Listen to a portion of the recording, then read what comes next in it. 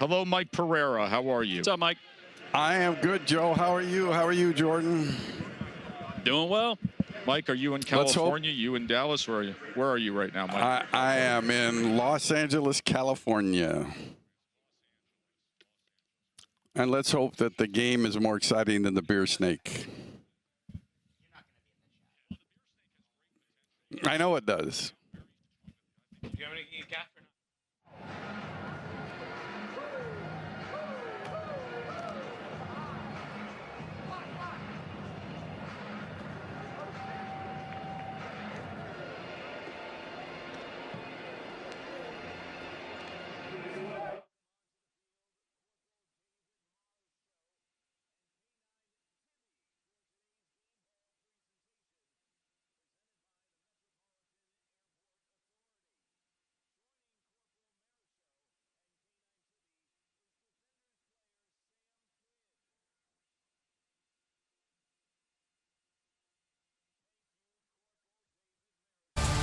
ESPN welcomes you to a special presentation of the United Football League on ABC. We welcome you to our nation's capital, a magnificent Audi Field here in this Buzzard Point area of Washington, D.C. Week 8 of the UFL. This is where the hometown D.C. Defenders take this field with a little extra bounce in their step. The close-knit culture of this roster, it has them in the midst of an impressive season. Today, they take on a talented squad that's playing with desperate edge with quarterback Luis Perez. Arlington knows it's a must-win. Week 8, this is the part of the season where the postseason is in sight. From here in Washington, D.C., a UFL matchup of conference rivals, 5-2 D.C. looking to sweep the series against Arlington. And this is the way the standings look. Remember, top 2 teams in each conference advance to the playoffs. Bottom line is this as we play this XFL conference game. If D.C. wins today, they're in. For Arlington, they must win to stay alive for the postseason. And things have changed dramatically when it comes to the odds to win it all. These are the updated money lines for the UFL Championship. Of course, we will hear from our betting list analyst Aaron Dolan in a moment. The championship takes place in St. Louis, June 14th in primetime right here on ABC. Glad you're with us, everybody. Good afternoon from Washington, D.C. Joe Tessitore and Jordan Rogers with you. Our field-level analysts are Tom Luganbill and Sam Macho. We'll say hello to them in just a moment. It's a beautiful spring weekend here in D.C. It's been a beautiful season for the Defenders. A lot of that, Jordan, has to do with the fact that they may just have the league MVP playing quarterback. I think they do right now. Jordan Ta'amu has been a mainstay in spring leagues for the past 3 years, but he is having the best campaign of his career. And right now, he's the MVP for me, and it's because of his ability to push the ball downfield. DC throws the deep ball better than anybody in the UFL, and they asked Jordan Ta'amu to do it more than anybody in the NFL. He's got playmakers all over the field, but also the separating factor for him, his ability to make plays with his legs, off the zone reads in the RPO game. That is what makes him truly special. Lugs is with Coach Shannon Harris. Tom? Yeah, Tess, Coach, listen, 2 of the 4 playoff spots are set. Win and you're in today. How do you make that a reality? Yeah, we just got to come out here and play defender football, We prepped all week for this team. We know what this team about. They're a well-coached football team by Coach Stoops and his staff. We just got to come out with a lot of energy, come out and play like we want to be where we want to get to, and then everything else take care of itself. Lots at stake for you, lots at stake for them. You had a barn burner with them to close out the month of April. What concerns you most about this Arlington team? Well, one thing about it, they're a gritty bunch of group of guys, They are tough, dude. They are tough on that side of the ball, both offensively, defensively. Perez, he's a very smart guy. He makes good decisions at times. So we just got to make sure that we come out and play disciplined football, don't hurt ourselves with pre-snap penalties or post-snaps, and then everything else take care of itself. Thanks, Coach. Good luck. Sir, I appreciate it. All right, let's talk about that Arlington team on the other side. They do have the talent to be in the postseason, to compete with anybody. What they haven't had is some luck on their side. They've lost the last 3, all one-possession decided games, Jordan. Last one was a heartbreaker. Yeah, their record does not reflect how good this football team. He is last time these two teams faced off. That interception by Josh Proctor sealed it as Arlington had a chance to win the game late against St. Louis, one of the best teams in the UFL right now, lost 12-6. Another really close one, a turnover late dictated that one. And then the thriller just a week ago with with Michigan and Bryce Perkins, they scored with no time left to win it. So this Arlington team is always in a game. It just hasn't gone their way the last few weeks. Sam Acho is with head coach Bob Stoops. Hey, Coach Stoops, we just talked about some of your close losses. How does your team finish? Yeah, we've got to make plays at the end of games. We've defensively or offensively stay on the field longer in those situations, making plays down to the end of the game. Look at this Longhorn and Sooner getting along so well. Hey, man, we're trying to show some love. A Longhorn and a Sooner. Thanks so much, Coach. Yeah, we got Red River down on the sidelines today. Of course, Coach Stoops, can always turn to his veteran quarterback, the Spring King, Luis Perez. Yeah, everybody knows Luis Perez, but in a league where the dual threat quarterback is coveted, Luis Perez is somewhat of a unicorn. He is a pocket passing quarterback, not a mobile guy, not going to hurt you with his legs. He does it the old school way. He beats you pre-snap with his mind. He beats you with timing, with accuracy, and with no more Kalen Ballage in the run game in question, a lot more pressure on Luis Perez to do it all with his arm here against DC today. All right, always fun to say hello to Aaron Dolan, our betting analyst. Aaron, what's in store for us today here? Well, we get to see two of the best passers in the league, and we'll start with Luis Perez. He leads the league in completions as well as completion percentage, which we currently are seeing his completions prop at 21.5. He's hit over this just 3 times so far this season. But on the other side of the ball, I'm really looking at Jordan Ta'amu. He's leading the league in passing yards as well as passing touchdowns. His passing yards prop at 239.5 is currently the most bet on thing to go over today on ESPN Bet. He's done so in 5 straight games, but for me personally, my favorite bet is going to be Ta'amu to go over 1.5 passing touchdowns for today. 1.5 passing touchdowns is the over-under for a guy who leads the UFL in touchdown passes. Jordan Ta'amu with 14 on the year. DC has elected to kick off 5-2 on the season is DC. Arlington in a must-win situation for their postseason hopes. They are 3-4. Joe Powell and Jaden Price are the return men for Arlington as Matt McCrane will get things started for DC.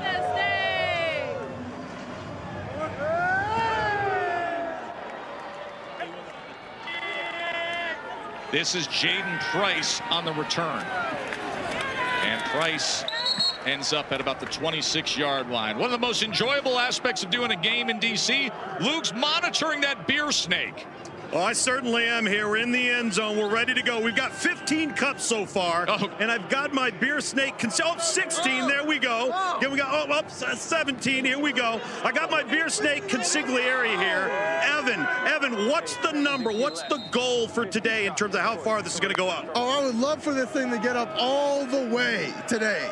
I think we should have enough people here today. We can get it all the way up. Heck of a commitment test. We'll see what they can do. We will see. Evan Diaz, who is the anchor point of the beer snake. Perez on first down, back shoulder is incomplete. He was looking for Tyler Vaughns. Yeah, that's a matchup that you're going to want to watch all game. Tyler Vaughns had his breakout game last week, 9 receptions, 127 yards, and it was that back shoulder throw. He's going to be matched up on former first-round pick DeAndre Baker, Kelvin Joseph on either side. Number 8's a guy that Luis Perez is going to go to many times, as many times as possible today.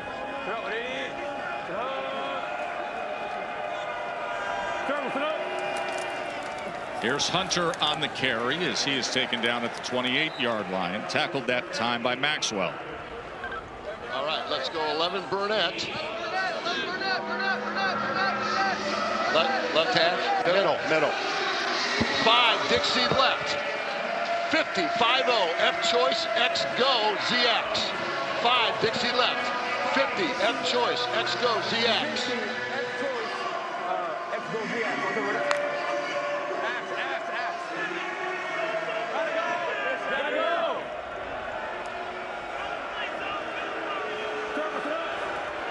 Third and 8 for Perez as he goes with the in cut. That's going to be short of the line again. Deontay Burnett, the former USC star, with the reception, tackled by Bryce Thompson. Yeah, quick game there, but a lot of traffic around Luis Perez. Got a man down for Arlington. That's the left guard, I believe, Marcus Minor. But a huge college football career at Pitt. He was on that offensive line and earned first team All-ACC. Was at Maryland for a few years, was an All-Academic Big Ten, then transferred to the ACC to play at Pitt, where he was first team All-ACC, and now starting offensive lineman for Arlington is down on their first possession. Yeah, remember, I mentioned it in the open. Luis Perez is a pocket passer. He's not a mobile guy, so his ability to operate with clean pockets is what this team depends on. And with these UFL rosters, they only travel 7 offensive linemen. So if you're down 1, that's 6. 5 are out on the field, and not a lot of room for injuries, as you're going to see him get rolled up here late, right before the throw. A lot of traffic around Luis Perez. Well, Jordan, you better hope one of them can play center. Yeah.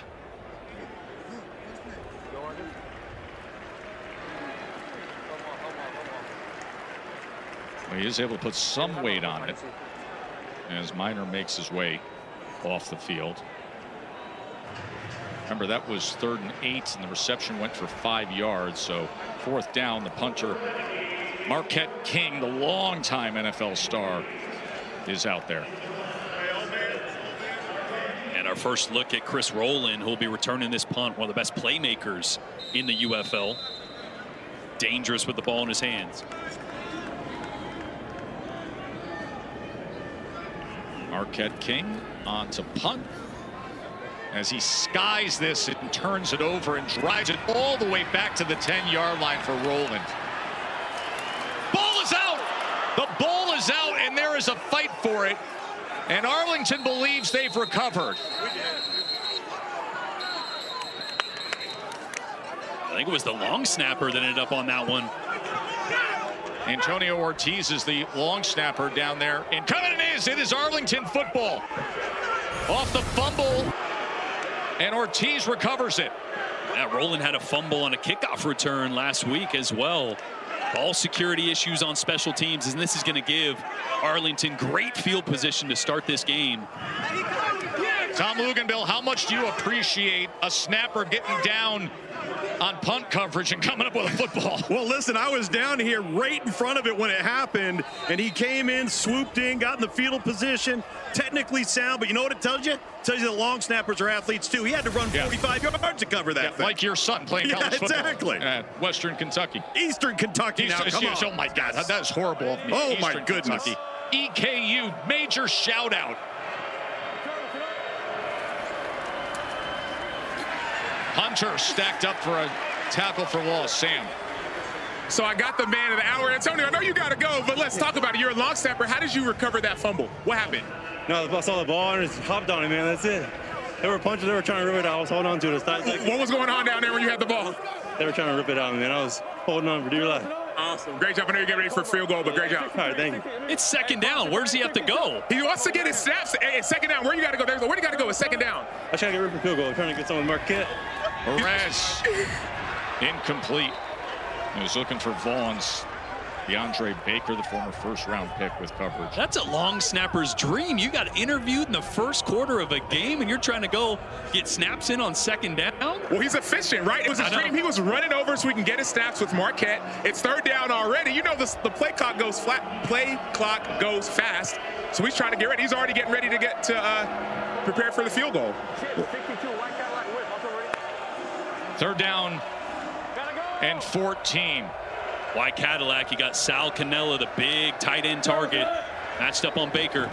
Perez just going to have to check down on 3rd and long, and wiggling his way straight ahead was Hunter. What an extra effort by Hunter to pick up the 1st down on what was 3rd and 14. And watch, Anthony Hines, normally responsible for the running back, is going to blitz, so the safety's going to have to come down and pick up Day Hunter from 15, 20 yards deep. That's why there's that separation on the check down.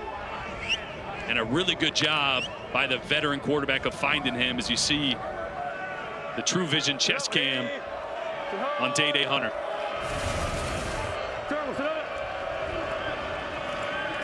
Quick to the outside, but right on top of Sal Cannella. as they're whistling this dead. That was Bryce Thompson with an outstanding play. Yeah, and he's a guy that they traded for this offseason. He has been such a pickup. Watch him coming off the edge here, reading it right away, triggering, and avoiding that block from the slot receiver. He's a guy that plays that nickel position. This secondary is so talented for DC. That's why they're the second best pass defense in the UFL.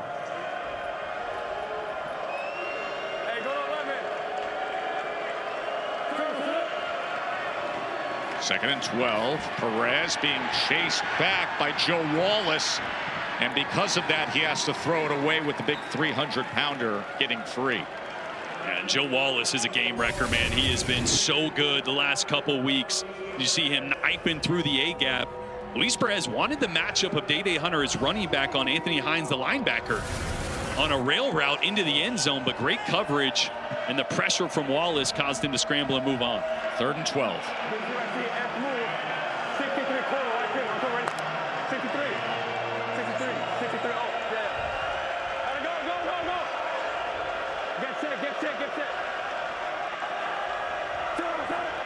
Perez on 3rd and long. Had a step up, lot of traffic as he goes underneath the Hunter, who's trying to spin free but unable to get out of the grasp. Josh Proctor the first to get there, and then Shane Simon cleaned it up.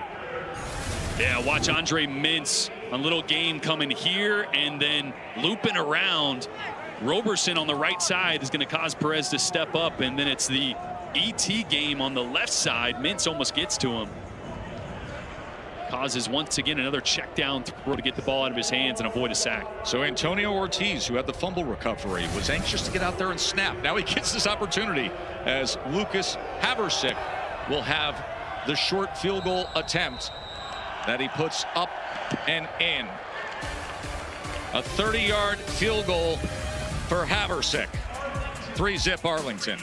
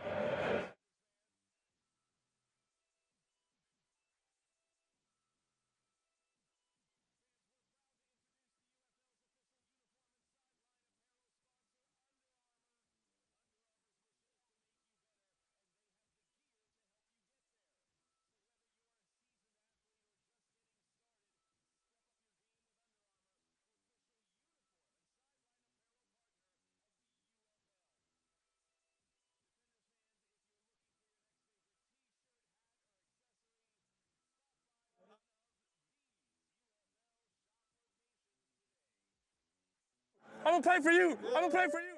I want y'all to play for me. That's all I want. That's all I want. Let's go. Let's go, baby. Let's go, baby. Hey, they say it's gonna take grit, right? It's gonna take grit. Hey, from the first snap to the last snap, we gotta dominate these boys. This is our house. I'm gonna play for you. I'm gonna play for you. I'm gonna play for you. So I want y'all to play for me. That's all I want. That's all I want. Let's go, baby.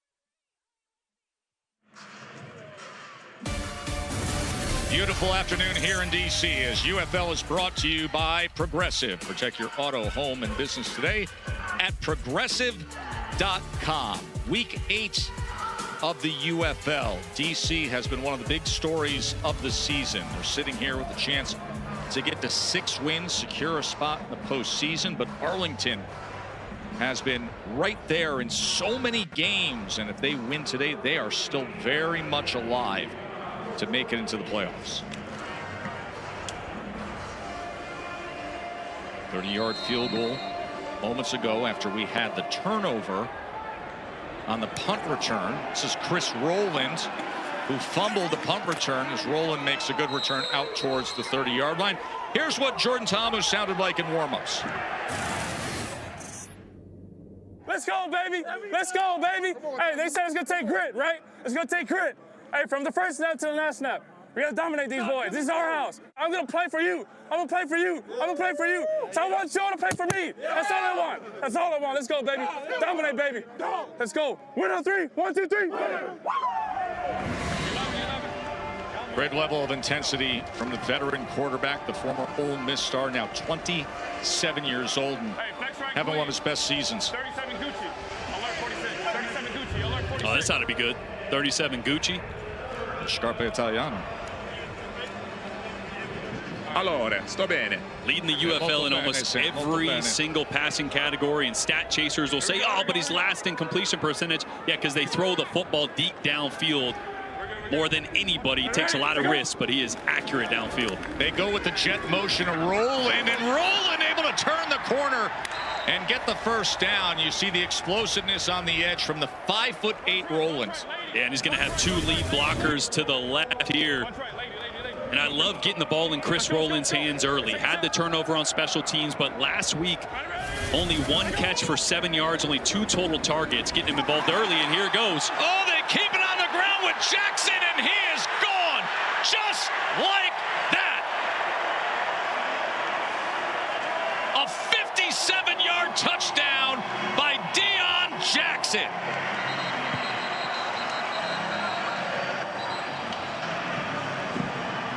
What an answer for DC. We saw Arlington off to the quick start. There is a flag on the field. We're going to have to check on that. Let's listen in.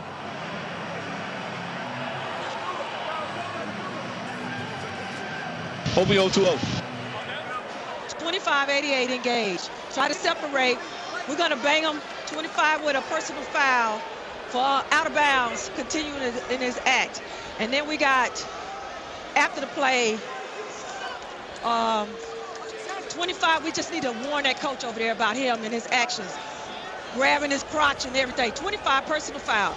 Unnecessary roughness. So there's it's against Arlington. It's against Arlington. 25, we're going to enforce it as a dead ball foul, but that's on the try. So it'll go. It's a foul on 25 Arlington for a personal foul. We'll enforce it on the try.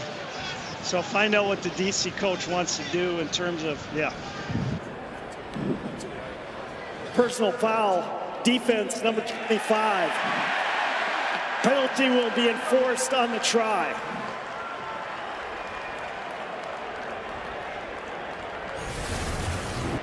Well, it was a great run by Jackson. I want you to pay attention to the linebacker right here, Donald Payne. He's going to stop in the A-gap. You have to keep knifing through. He should have been able to blow that up in the backfield. Instead, he waits, hesitates. Deion Jackson able to hit the B-gap there for a big touchdown. And a little extracurricular going on the sideline here early. Well, that happened actually even a few minutes ago. Yeah. After the kickoff, there was some pushing. Hard line by rule. A couple hand gestures that weren't appreciated by the black and white stripes. So because of the penalty, this is actually assessed on the conversion. So this is a 3-point attempt, but it's from the 2-yard line, our ortho home defense conversion attempt.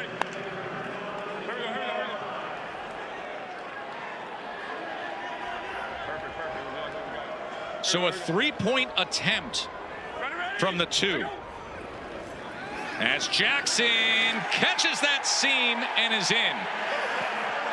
So Deion Jackson just accounted for 9 points, a 57-yard touchdown, and then because of the penalty, a short 3-point conversion. Yeah, it's a great job by the offensive line, but this is music to the ears of this coaching staff and this fan base, because DC has really struggled to run the ball the last couple games. Only 70 total yards last week, 75 yards in the blowout loss to Michigan, already up around that total.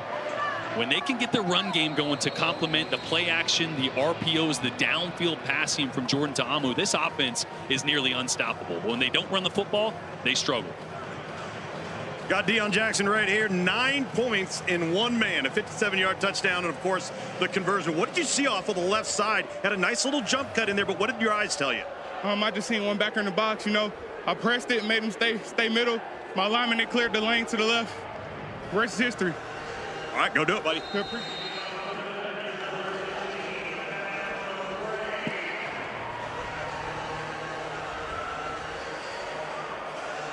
9-3 as DC responds. Remember, they turned the ball over, gave up that field goal, and then they didn't waste much time at all. Jaden Price on the return. So Deion Jackson with a 57-yard touchdown, Aaron Dolan. How did that play on the gambling scene?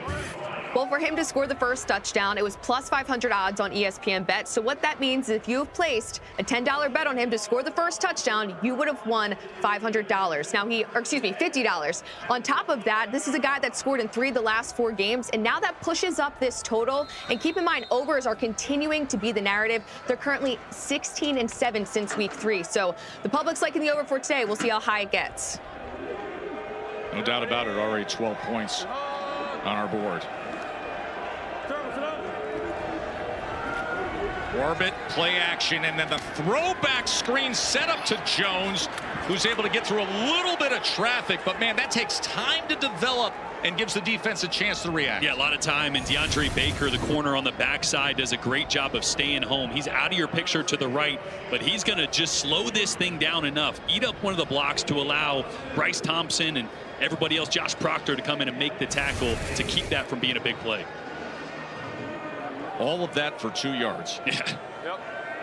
You're going to see a lot of misdirection stuff, though. Arlington's trying to manufacture yards without a run game any way possible. 2nd and 8. This is Jones. And Jones struggles to move ahead by 1.5 yards. Blake Williams is the defensive coordinator for DC. Stay. Bear Mike 3 Sky. Bear Mike pick 3 Sky. Tell him Bear Mike pick 3 Sky. Bear Mike pick 3 Sky. Bear Mike pick 3 Sky.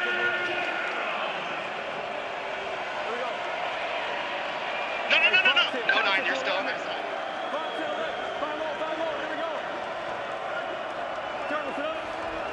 That bear front plus the extra backer, but they get the ball out and get it complete for a first down to Isaiah Winstead. And you heard cover 3 in that play call from Blake Williams. Normally these corners are pressed in tight man coverage. It's their philosophy. It's who they want to be. That time they're pressed and they bail off, so that out route wide open. Really good timing from Luis Perez finding Isaiah Winstead. And it does look like he held on to that one. Yep. Winstead has spent time with the 49ers and the Jets in training camp and then practice squad with a 9-yard reception for the first down.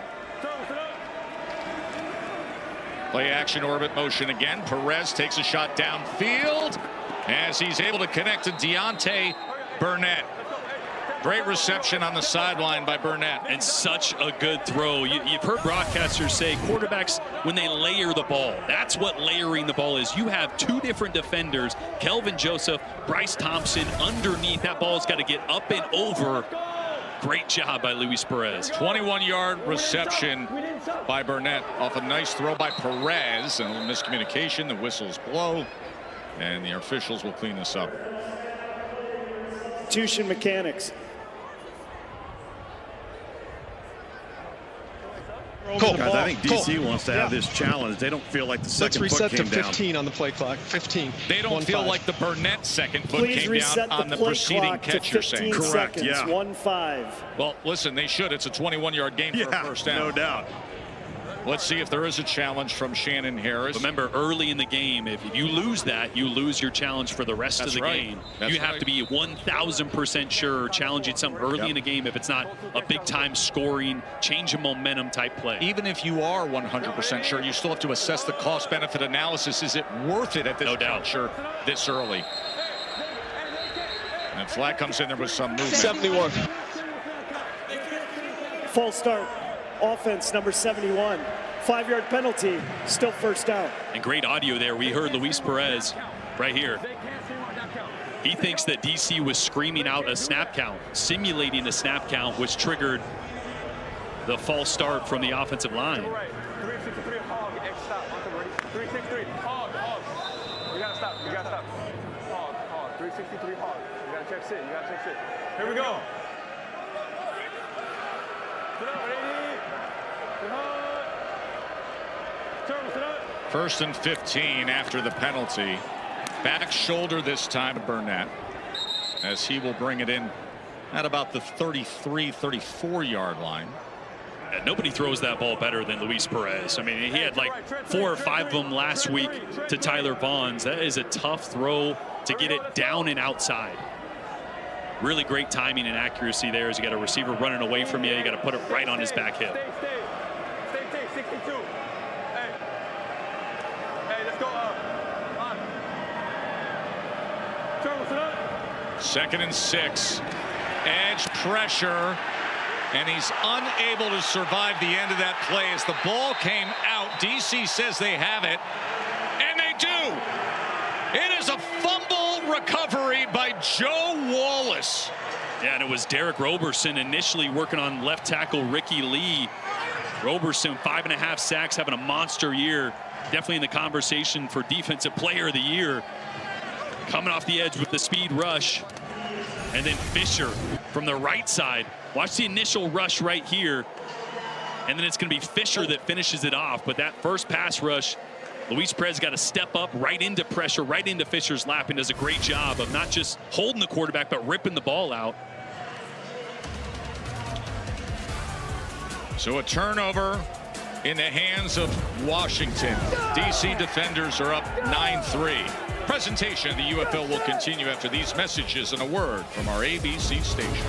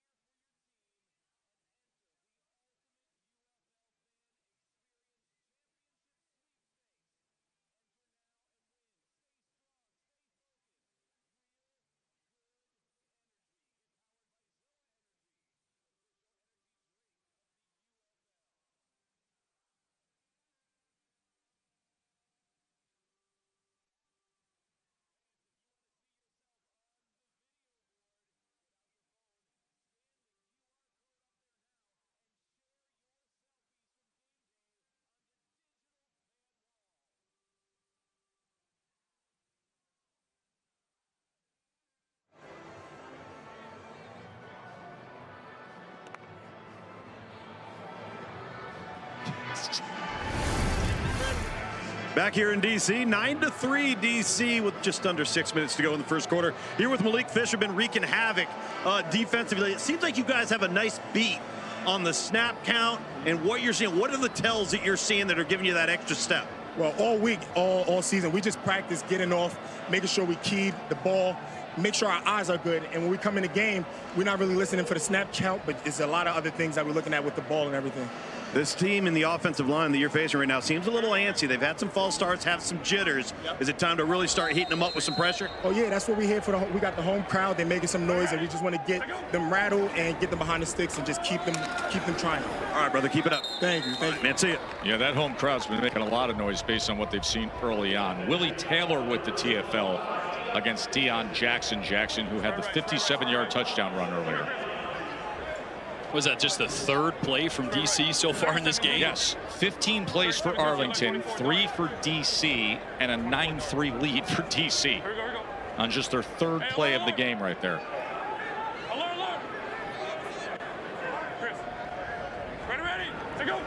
Second and 11. Jackson with another good run. It was interesting to hear Jordan Ta'amu to remind Chris Rowland you need to go jet motion here to create that. 0-1, empty left, 51, F Miami, whip. Empty left, 51, F Miami, whip. So Miami is a mesh concept for them. So I think they're going to have Chris Rowland coming in and then working back out over the ball. On third down, there is that whip route, but he goes in the other direction to Jaden Mickens. Yeah, he had a great natural rub route. If he would have picked Chris Rowland inside, I think he would have picked up that first down easily. So instead, the punt team will come on the field, and that means it's Paxton Brooks, who was an excellent punter playing SEC football in college at Tennessee. Jaden Price is the return man for Arlington.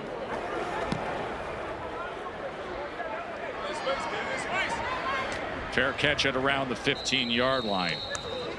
Well, what about next week in the UFL, you ask, as we funnel our way to the postseason? Get started Friday night as the Battlehawks will be in action against the Brahmas.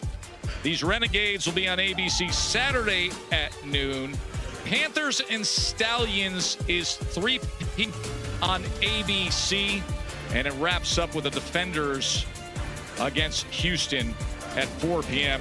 on Sunday. Remember, Michigan and Birmingham have locked up playoff spots. We'll see who's 1-2 in the USFL standings. And then if DC wins today, they have guaranteed themselves a spot in the postseason. Arlington must win here to stay alive.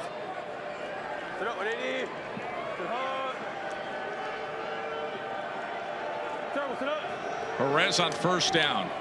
Gets it out quickly and gets it to Winstead. And Winstead makes his way to the 22. And that's just who this Arlington team has to be right now. Remember, Kalen Balaj, one of the best running backs in the entire UFL, injured 2 weeks ago. He's on the IR. He only rushed for 32 yards last week. They're more of a spread things out for Luis and let him play point guard with 5 receivers out in routes. Bob Stoops was mentioning putting Kalen Balaj well. He had shoulder surgery on Thursday of this week. That ball is incomplete. There's no flag that comes in as Tyler Vaughns was covered by Ojemudia. Yeah, this is the third time they've tried a back shoulder to Tyler Vaughns. It's been a different guy in coverage every single time. Ojemudia there, before it was Kelvin Joseph and DeAndre Baker. Coverage on the outside has been really good early from DC. Third down and 3. Just heard hitches, so should see against press coverage, those turn into vertical routes, go routes. Perez on third down. Gonna take a shot, but it's beyond an open Day Hunter. Watch Day Hunter hesitate just a little bit. I mentioned hitches. He's kind of in between that. Do I stop or do I go? A little hesitation right here is kind of why that ball ends up being overthrown. If he comes out of that hesitation full speed, That's probably a catch and a touchdown instead, just a couple yards overthrown from Perez. Yeah, matched up against a linebacker. Yeah, beat easily. So Marquette King comes out. Remember, he had a 56-yard punt to open up the game. That return was fumbled. Jaden Mickens is now the punt return man for DC, as it's a wobbler umbrella style punt from King, and the return tackled at the 36. What's going on, Sam? Well, I'm down here with Deebo Samuel. Deebo, a new Washington Commander, but you're actually here for a different reason. Why are you here at this game? I came to see my young bull Zay play today, man. So your young bull Isaiah Winstead, so y'all play together in San Francisco. What is it about him that makes him unique? I mean, you know, his size for sure. People don't look at how well he run routes at that size, but I've been watching him since, you know, he left ECU and came out there to San Fran, and he's been doing a really good job. And we've talked about the friendships and relationships in the NFL. You're coming out to a UFL game to watch one of your young bulls. What does that say about the relationships that y'all have? Man, it's just smooth, man. You know, ever since I met Zay, been a cool stand-up guy. You know, I wasn't too far. He had hit me and told me to come to the game, so I pulled up on him. Appreciate it, Deebo. So. It's Isaiah Winstead, the wide receiver for Arlington, who's a good friend of Deebo Samuel, the NFL star, who's now playing right here in Washington, D.C. To Amu, looks right, doesn't have an option, has to run it, and fortunately for him at the last second, he just slid down as Charlie Thomas, the former Georgia Bulldog, was coming in like a missile. Yeah, trying to throw the ball to the right, nothing there. This is a part of Ta'amu's game that he's gotten much smarter in. It is protecting himself from those big hits. Really banged up last year, so they went away from a lot of the quarterback runs. He's done a good job of getting down when he needs to. Hey, easy. Hey, lady. Ready? Take over. 2nd and 8. Abram Smith straight ahead as he moves the pile ahead just beyond the 40-yard line. It'll be 3rd down from there.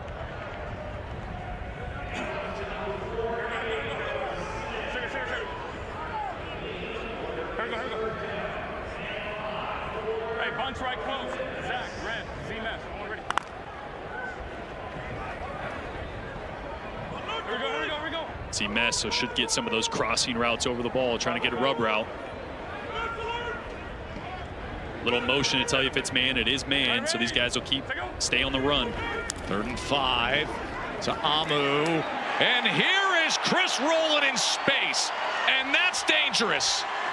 A chunk play for DC, and they're in prime position again. I said rub routes, right? You want these routes and defenders to run into somebody, and actually an Arlington defender is going to try to work his way through those two routes as Rowland comes from the left side, and watch the two Arlington defenders run into each other. That's beautiful if you're the DC offense, drawing it up. Exactly what you want.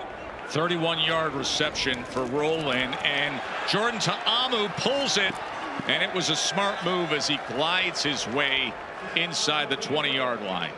And this is when the offense is dangerous. When they pick up a positive play, they get into tempo, they can get into that RPO zone read, quarterback read game. Ta'amu excels in that. What also puts the defense on their heels, Jordan, because all he's got to do is pull it once, and now all of a sudden you're worried about quarterback run on every snap. No, there's the guy that has to worry the most, Marvin Sanders, the defensive coordinator for Arlington. Saw him get knocked back. 2nd and 1. Look at Smith. Flag comes down. We'll see if this stands.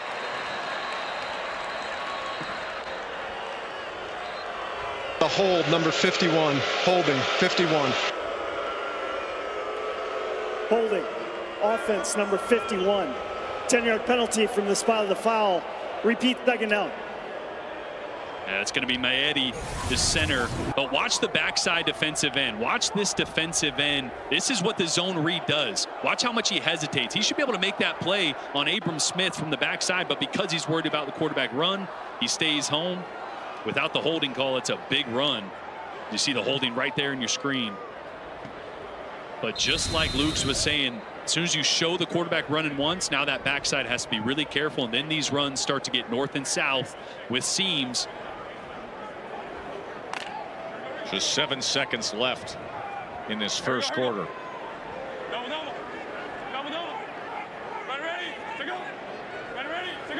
Second and 7. Play action. Ta'amu sets up the screen to Bresnahan. Bresnahan gets free. And it'll be 1st and goal, DC, to start the second quarter. Big play by Ben Bresnahan. It was the 57-yard touchdown run by Deion Jackson and the three-point conversion that has a 9-3 lead for DC at the end of one.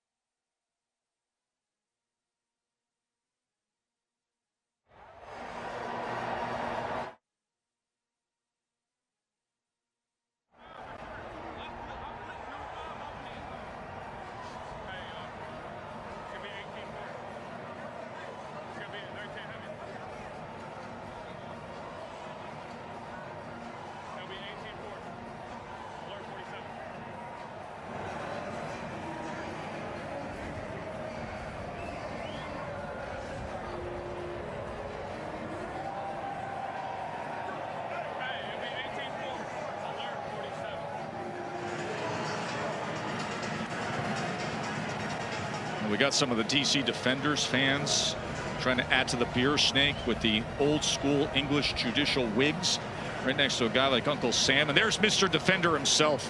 We got great fans here in DC. Evan Diaz, Tom Luganville interviewed earlier today. He's the anchor point for that beer snake. We'll have to check in on him in a little bit. They may add to it if they are able to score here and keep the party going. They got some work to do, Tess. They do. And you know what? I don't like seeing those three magistrates up there with an empty-handed. Yeah, get to work, guys. You can't wear a costume to a game and not have a beer in They hand. should be double fisting. Is it a costume, though, or are they actually magistrates? That's a good point. I don't know. I apologize, Your Honor.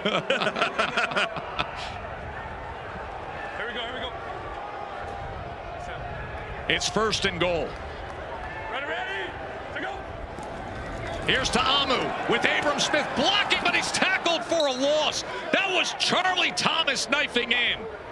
Well, Thomas does a great job of reading this, and nobody there. The double teams don't get to it, so he's able to work right across. Tight end's got to try to get north and south, but nobody there.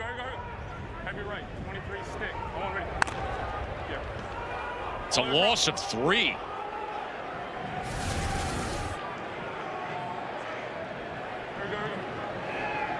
Second and goal. Smith straight ahead and straight in. Touchdown, Abram Smith.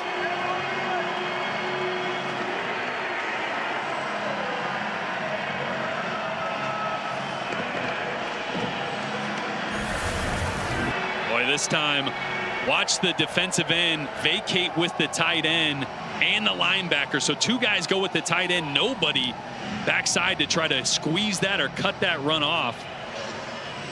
You'd love if one of those guys was able to collapse that down and help close that hole. Too many weapons, too many big-bodied tight ends that can catch the ball down around the goal line.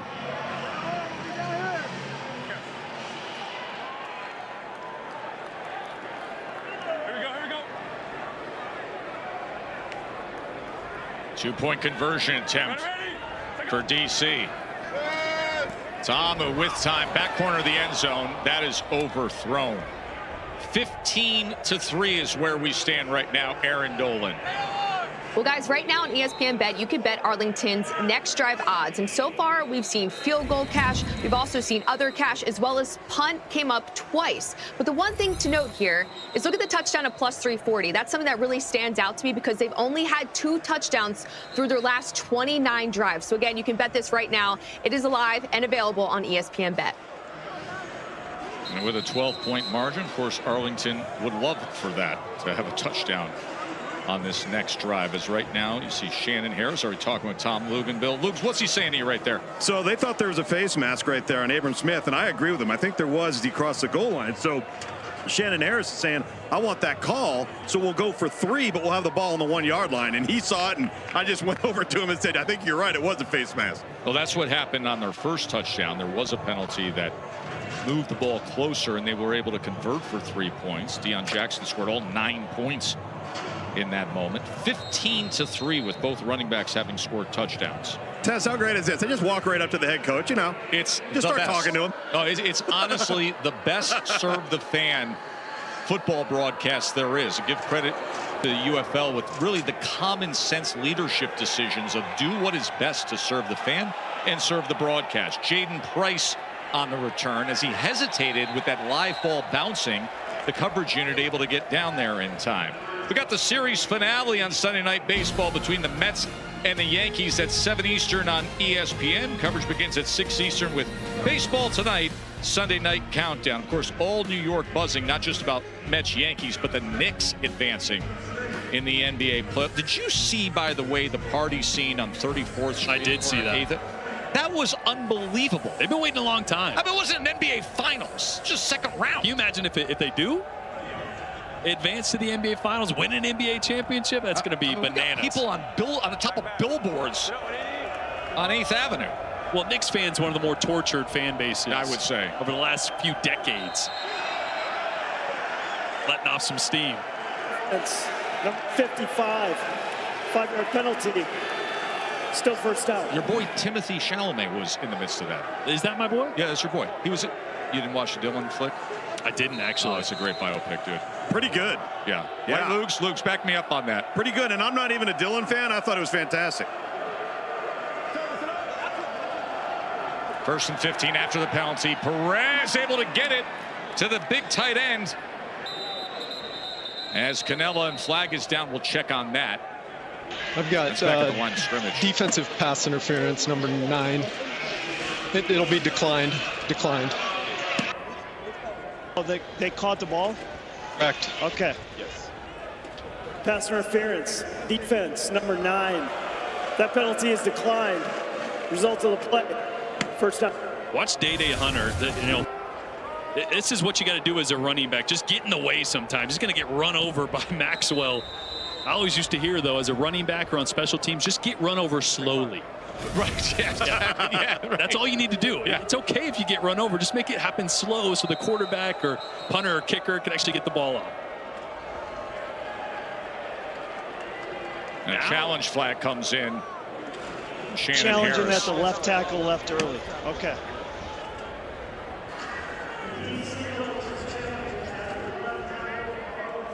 Committed a false start by leaving early.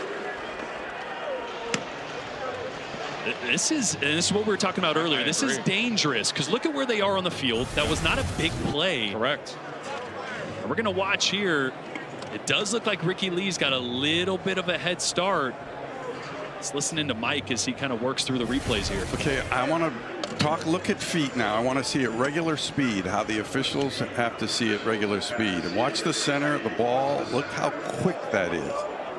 Regular speed makes it look really different. It's really close in real time.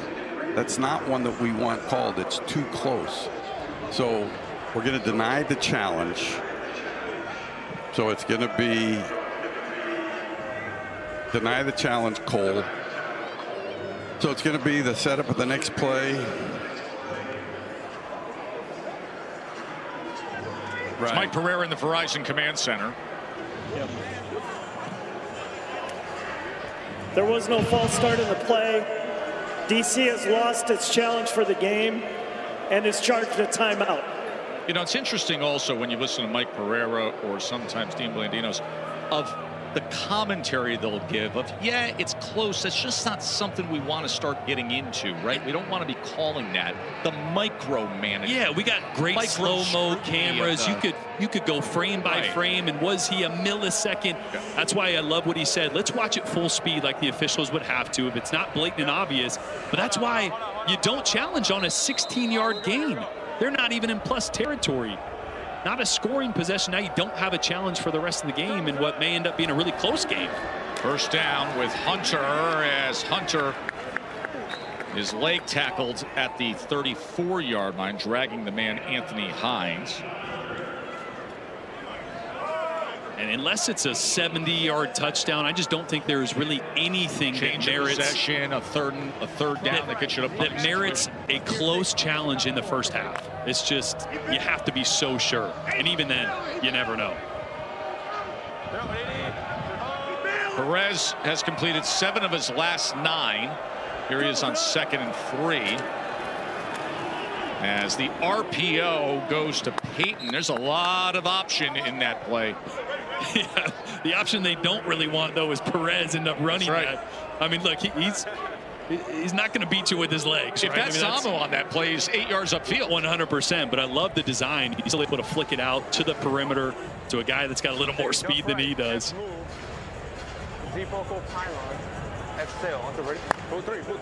Poco pylon, post corner. Poco post corner, so it looks like they're going to try to take a shot here with a sail route, which is a deep over route.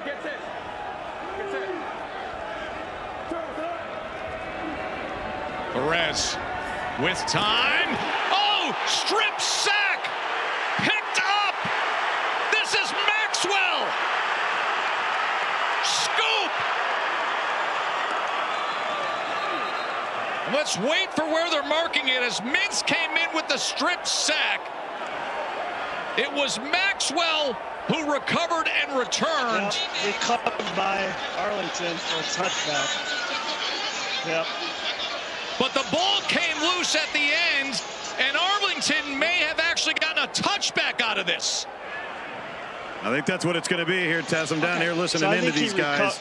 You think he recovered and landed out of bounds? I think he recovered. Okay.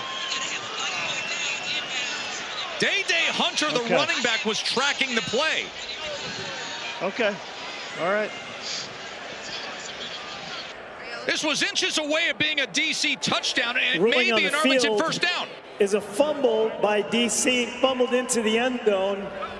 Though the ball was possessed by the Arlington player, he landed out of bounds without establishing himself. By rule, the ball is returned to the 1-yard line, 1st and goal, DC. Well, there's a lot to clean up here. We'll get Mike Pereira involved. But let's show you what happened on the scoop and could have been score. Andre Mintz had the strip sack. And then this is the return with Maxwell. Heads up play by Day Hunter to run that down from behind. You're going to see he grabs the ball. Well, what about that forearm? Yeah, a couple elbows almost landed in there. His feet were up in the air, so I see that not establishing. The left foot, right. We're looking at feet first, Cole. We just want to take a look at feet first. Give me that other shot that you had. Okay. Okay, he needs to get the forearm. It looks like that the forearm, he's got to get more than the hand down. He's got to get the wrist more than the wrist. He's got to get that forearm down, part of the forearm. It's really close. I can't tell if that does come in bounds. Okay, we're going to go. And the result of the play was ruled fumble forward and out of bounds. We're going to stay with the result of the play. We're going to go back, and it's the 1-yard line where they put it. You go back to the spot of the fumble. The ruling of the field's going to stand, and it was clearly a fumble initially. Okay, I think Arlington is challenging for something different. Arlington is challenging for something different. So, Coach, the ruling on the field stands. It's going to be 1st and goal DC. But are you? He fumbled through the end zone. No, it's a UFL rule. It's a UFL rule that if you fumble into the end zone. We got some fucked up rules. Yeah. I understand, Coach. And 21 wasn't held. No, I'm saying. That's why I was asking if there's another aspect of the play that you want to. If there's another aspect you want to challenge, okay. I said 21. Our receiver, number 21, was held. Was held during the original when. Yes, before the fumble. Before the fumble. 21 was held. Our 21, yes.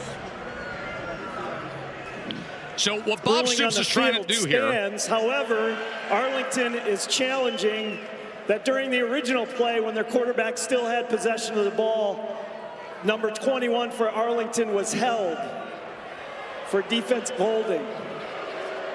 What he's trying to do is come up with a challenge that will negate the whole thing.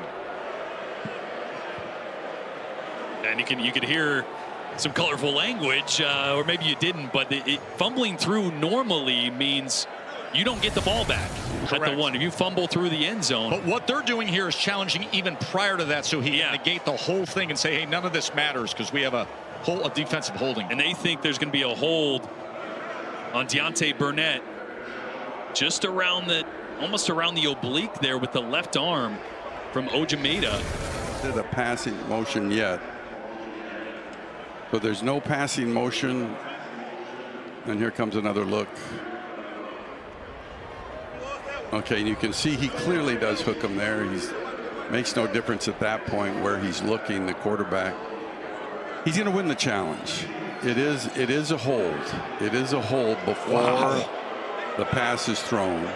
And since he takes that step away at the 50, I got more going on in this play than I've had all year long, for God's sakes. Mike Pereira just summed it up. I mean, this play has been analyzed every which way. This thing is like a CSI episode, just breaking it down with forensic studies, every aspect of this play. Wow, you saw a little smirk on Bob Stoops' face. Finally going to get one of these challenges to go in his favor. After review, it is defensive holding, 5-yard penalty, automatic first. It'll be 1st and 10 from the 43-yard line.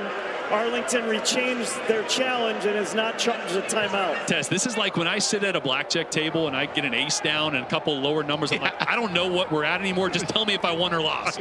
I don't know what just happened, but who's got the ball? Yeah, you're always doubling down. Hey, Mike Pereira. I mean, you had to get to work right there, Mike Pereira. Man, oh man. Man, I mean, I didn't know what I was doing there for a while. What defensive holding? I mean, where was that guy? I'm trying to see if a guy recovered the ball in the end zone, and then I come up with a defensive holding. But it was a heck of a challenge, that's for sure, because it was a hook and a restriction. Yep. Here's your first down as Perez gets it to Hunter. And Hunter makes the first man miss and gets out to midfield. And give credit, Sam, give credit to Bob Stoops. Because of that, they retain possession. Coach, we're giving a lot of credit to you. How'd you come up with the idea of challenging that play at that time? Well, Deontay Burnett, our number 21, told me, Coach, if they don't overturn this, I was held before the play or before the fumble. So I trusted them, threw the flag, and fortunately they ruled it that way. Did you go back and watch anything, or was it just trust? Mostly trust. Thanks, Coach. Man, that's awesome by Burnett as Hunter is tackled on 2nd down. So Burnett, Jordan, says to Coach, listen, I was held, so he had that in his back pocket. After everything we did down at the end zone, Burnett just comes up and says, I was held. Well, none of this is going to matter. And that's great trust from Bob Stoops, because being a former quarterback, receivers tend to embellish a little bit. You know, they're always open. I got held. That was PI, you know, but I'm wide open. Yeah, it's a great job of Deontay Burnett just saying, hey, look, he hooked me. So really heads up on him to understand the rules. You can challenge any aspect of any play, and a great job of Arlington getting the ball back. 3rd down and 2. Perez, A-gap pressure gets picked up, dumping it out of the backfield to Hunter. Hunter turns the corner, will have the first down and more. So here's Arlington, where moments ago you thought Devontae Maxwell was a scoop and score. Now they're driving. And a great little shot from the True Vision chest cam of Day Hunter here, getting out in the flats, turning the corner. Great play call there, great recognition from Perez, because they brought pressure at the A-gaps, which means you're going to have the linebackers out leveraged with the running back. 9-yard reception by Hunter.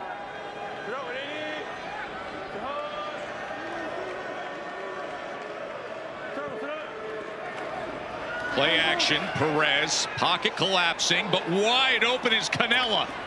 And the big tight end is down inside the 25-yard line. And man, how things have turned around for the Renegades. And watch this throw from Luis Perez with Derek Roberson all over him. Roberson is unblockable on the left side. I mean, he's the one that caused the initial fumble on that crazy play we just had, hitting Luis Perez.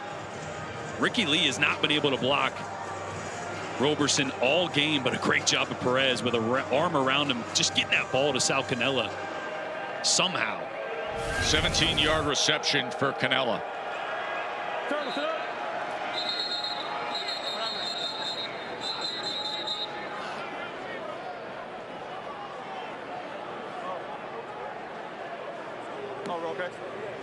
There's no snap.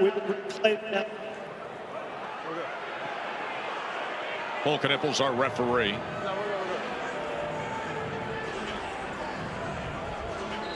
Same thing, 52. Hurry up. Get set, let's go.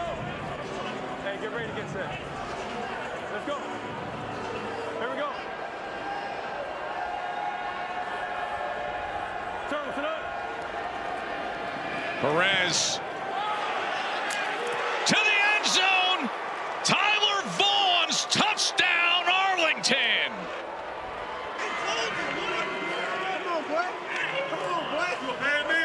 What a catch by Vaughns. 4th time's the charm. Guy that had 9 catches for 127 yards and a touchdown last week, hit breakout game. They were 0 for 3 targeting him so far in the game. This time, instead of a back shoulder, throw it up. Little air and allows Tyler Vaughns to go up and grab that one. Ojemudia didn't have vision on the ball at all. Luis Perez has hit 6 in a row. 12 of his last 14 have been completed.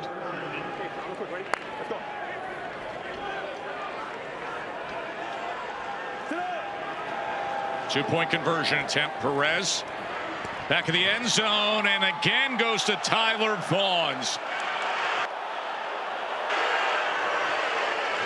And what a swing. 2 feet down, first possession, second act, knock the ball out. Try is good. As you hear them instantly say, the try is good. DC looked like they were going to have a scoop and score. They went through multiple reviews. Arlington keeps the ball and does this. It's 15-11. The UFL will continue after these messages and a word from our ABC stations.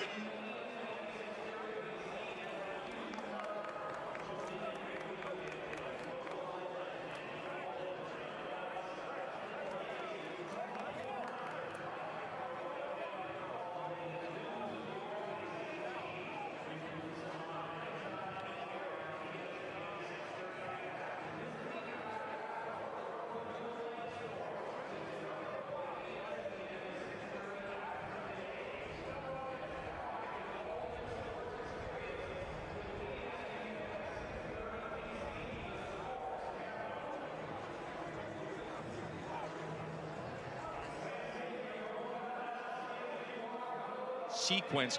Will you guys build a simple, will you build the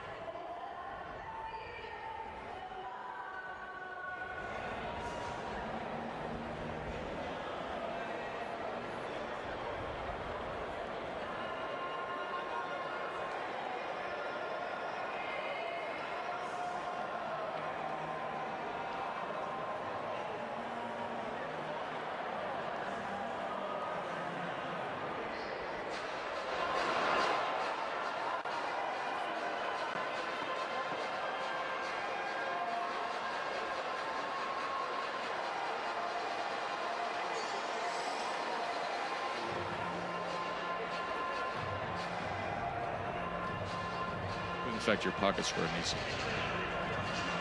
Thank you. So I'm here with Tyler Vaughn's TV. What happened on that last series for you to get open the way you did?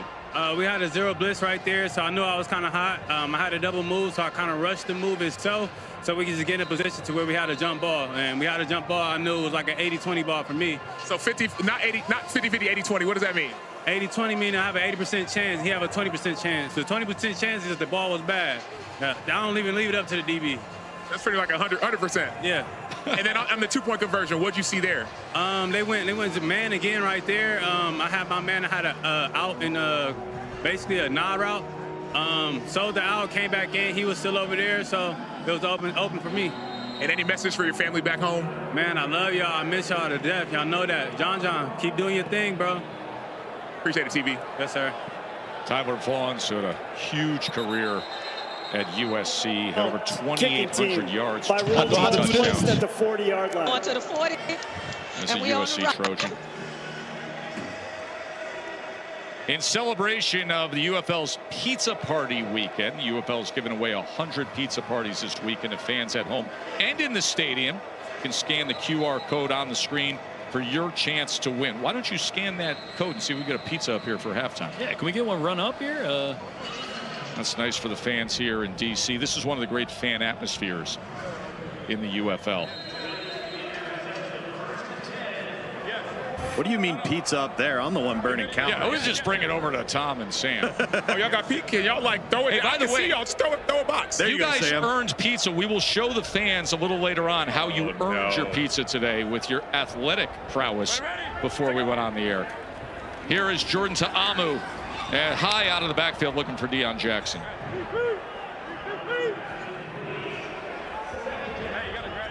Yeah, that one looks head scratching, but what you don't realize is the defensive end and the left tackle were right in the way of Ta'amu, so he's got to try to get that up and down. As offensive coordinator Fred Keyes tries to gather this offense and get that momentum back that was lost on the crazy sequences of plays just a second ago.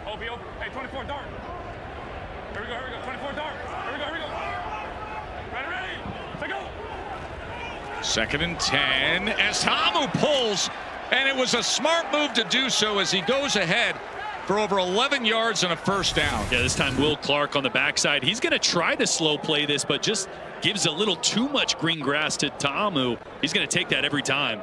Following the puller, and all of a sudden it left a big hole.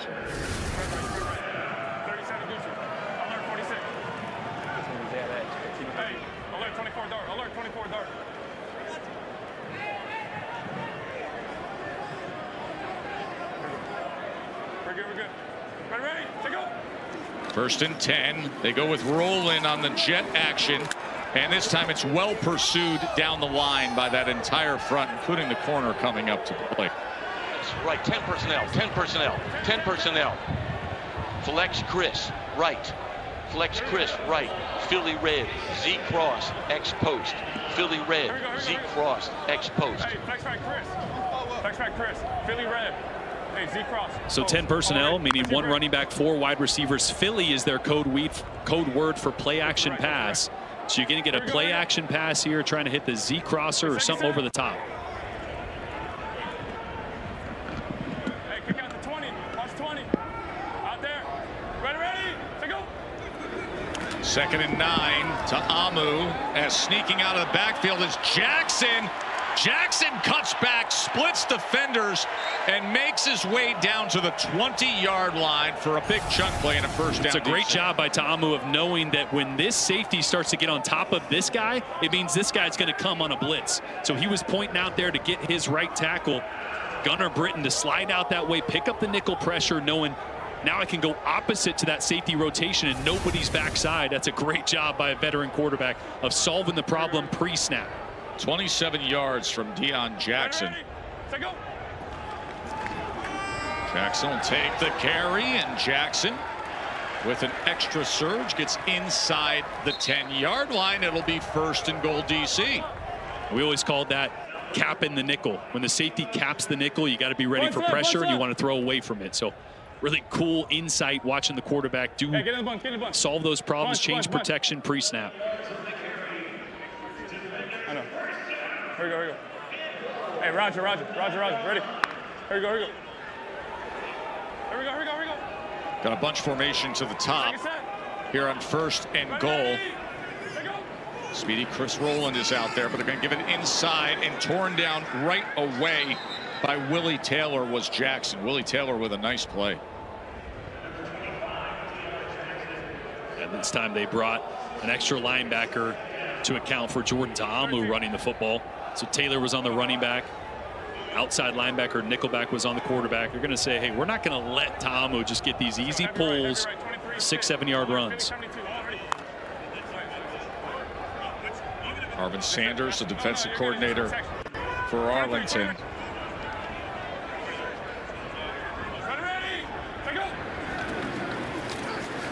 Smith trying to test that left side. The 3rd and goal from just inside the 10-yard line.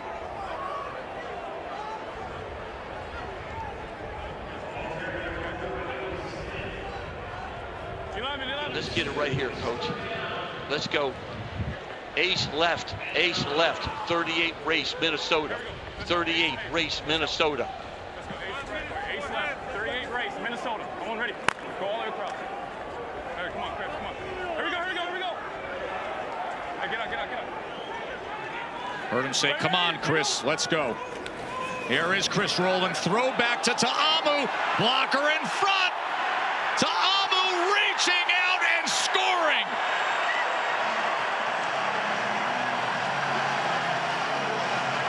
What a play by DC. Chris Rowland to his quarterback, Jordan Ta'amu.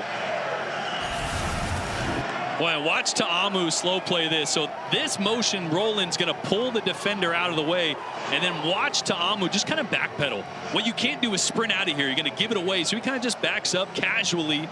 You're going to get Yasir Durant as a lead blocker, and then this is just being an athlete. A little hurdle for the touchdown. I think Rowland threw a touchdown pass when we had him earlier in the season, didn't he? Yeah, Chris Rowland came up big week 2 against Memphis when he threw an option pass in the 4th quarter for a 2-point conversion. That's what it was. So he does it again, but this time with a spectacular play. The 9-yard touchdown reception by Jordan Ta'amu as they go for 2.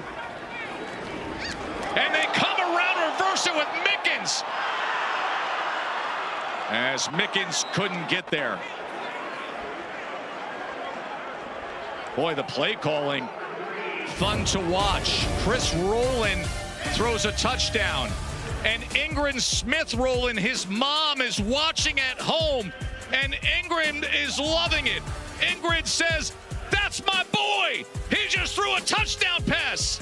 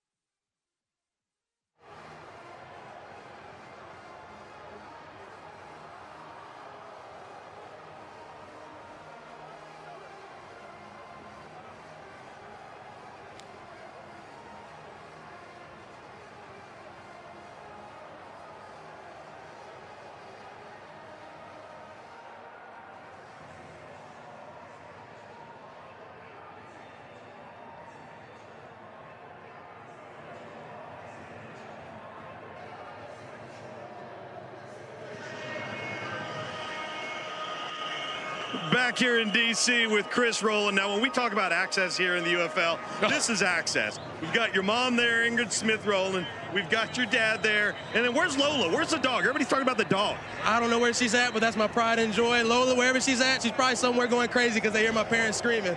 But if anybody knows me, they know I love my dog. Now, Coach Harris came over and said, well, you finally got it right. You told him, I might screw it up all week, but we get it right. Was it a tough week practicing that play? Always. I mean, your defense knows you. You don't get it right throughout the week, and you know if you don't do it right, the coach is not sure if he wants to call it. But I always tell Coach, hey, when it's time, I'll get it right. And sure enough, we got it right there, and it resulted in 6 for our MVP frontrunner, Jordan Talman. Look at Lola right there. Lola's ready getting a 2-point sand come off the end. Oh yeah, that's my little mama. I can't wait to see you 2 more months. All right, man. Hey, good luck. Have fun today. Thank you. Love you guys. That is Labradoodle Lola back home in Tennessee watching Chris Rowland. His mom's reaction was incredible. Ingrid Smith Rowland watching her son throw a touchdown pass, and Lola getting some ABC airtime. Jagger's very jealous right now. Oh, Jagger and Jackson would be all over it. My 2 dogs at home. But I'll tell you what, it is such a true sentiment that trick plays never work in practice. And the ones that do work never work in the games. The ones that never work in practice are the ones that always work. I used to have to fight my coach because we'd have 3 or 4 times we try to do it, never works. Our defense is being lazy. I'm like, no, just run it. It's going to work. Don't get rid of it. It'll work. That's the ones you know are good when they never work in practice. I love it. 21-11. As Arlington back out there looking to respond. Perez on first down with time. Wide open, connects with Seth Green. The big tight end back on his feet. And what a play by the 250-pounder Seth Green downfield. Yeah, so DC's going to roll to kind of a unique cover 2 look. So this safety is going to get way out of the hole, and tight end's just going to be on the bender route, replacing him right down the middle of the field. That's what you want in cover 2. So he took a 1 high safety to 1 high to one side, and the corner backside was the other cover 2 safety, left a wide open hole down the middle. 48-yard reception by Seth Green. Perez tried to hook up underneath with Green again. Perez with 197 yards passing with still over 4 minutes to go until halftime.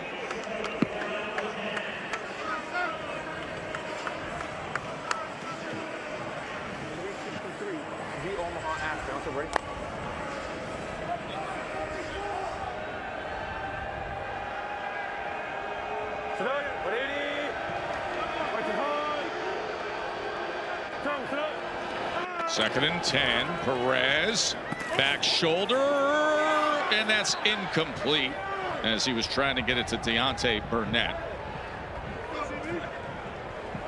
Well, again, one of those back shoulder throws that was in the only spot his receiver had a chance. Kelvin Joseph, the defensive back, was there. He was a 2nd-round pick in the NFL draft by the Dallas Cowboys.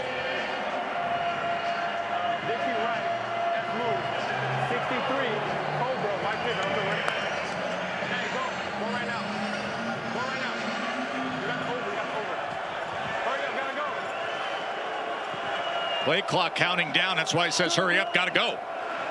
3rd down and 10. Perez had a double clutch that, and that completion is to the 21 to Sal Cannella, but it's going to be 4th down and short. Let's listen in to Bob Stoops. I'll take one. Timeout. Yeah. Love that. Don't make a rash decision. You got 3 timeouts, only 2.5 left, or 2 minutes and 52 seconds left. Still have the 2-minute timeout, so just think about it. Get the best play. Don't rush to be emotional and grab something too quick off the play sheet. Talk about it. See what the defense have been in and get in a perfect play on what is probably the biggest play of the game so far. It's interesting to talk about what the biggest play of the game is so far. Obviously a 4th and 1 in a first half that has had wild plays. Deontay Burnett with the challenge. We thought we had a scoop and score. We had the trick play moments ago with DC, with Rowland going back to his quarterback Ta'amu. This has been a wildly entertaining first half. Huge swings. Think about the sack fumble that got down to the 1-yard line. That could have been DC up 21 or 23-3. Yes. With complete control over this game. Instead, the challenge gives Arlington the ball back, couple big plays. Now Arlington is a 4th down conversion away from making this a really close ball game before half. You had the discussion earlier about knowing when to use your challenges and how to use your challenges. It played well for Arlington there. Here's a 4th and 1. 4th down and a long one for Arlington. Perez gets it complete as Burnett takes a big hit but secures it as Josh Proctor was there defensively. But a 4th down conversion. 1st down Arlington. You got a blown coverage. You're going to get Anthony Hines and Kelvin Joseph both going with the going with the running back here and leaving Burnett wide open. That's such a good job of strong hands because that's a big time hit right as he pulls that in. Great job holding on. 1st and goal. Jones straight ahead as he works his way to the 5-yard line. And this is where they've struggled without Kalen Ballage is in the red zone. Last week, I think they were 0 for 4 or 5 on their first handful of trips into the red zone because they couldn't run the football. So here from the 5-yard line and a timeout, let's see what they draw up as it's a 10-point game here at the 2-minute warning, and Arlington trying to get back in this one.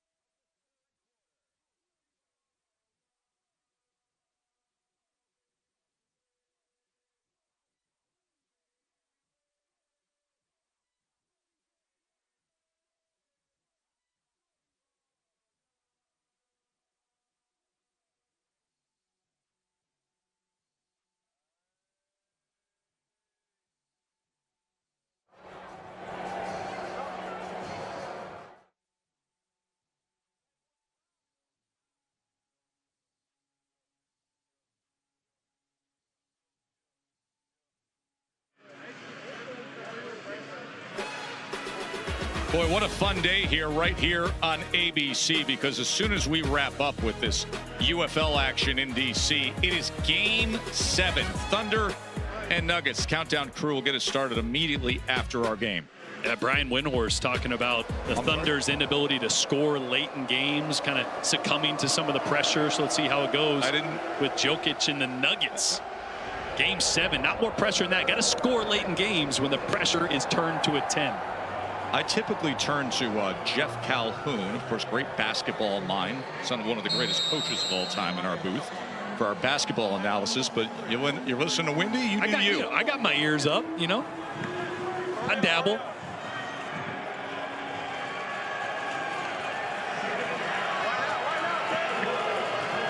Second and goal for Arlington. Perez to the end zone. It was high but caught. Tyler Vaughn's got that one hand up and brought it down. Oh, what a play. Are you kidding? TV, what you thinking about right now? Mama, I love you. You know that. Watch this by Vaughns. Big-time players make big-time plays in big-time moments. Look at this coming over the middle. Great job from Perez of buying a little bit of time. And this is a ball you throw at the crossbar, and you just hope your guy's able to go up and get it with one hand. Are you kidding? Look at the stretch. OBJ who? Wow. Tyler Vaughn's coming off an incredible game last week when he had 9 catches for 127, and then does that. This the conversion, and it comes up short. The former USC Trojan star.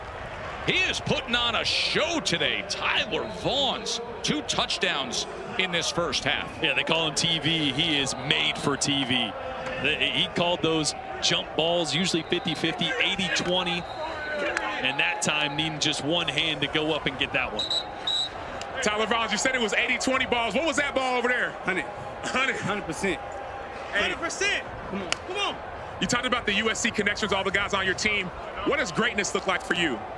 Achieving every field of human endeavor. Anything I do, I got to be great at it. How do you be great at it? How do people do what you did out there? Pray and meditate. Thank God for your accomplishments. That's it. And then last thing, you talked about Mama, I love you. Real quick message to your mom. What do you want to tell her? Mira, I miss you, girl. Ooh, I miss you. You know that. I'll see you later, though. Awesome. Appreciate it, Tyler. Yes, sir. Kickoff fielded at the 13-yard line by Mickens. Good coverage by Arlington. As Arlington, I still reflect in this first half. We almost had a scoop and score for DC. That would have just changed the complete tone of this first half and how Arlington was approaching things. It was challenged. The challenge was accepted. Arlington got the ball back.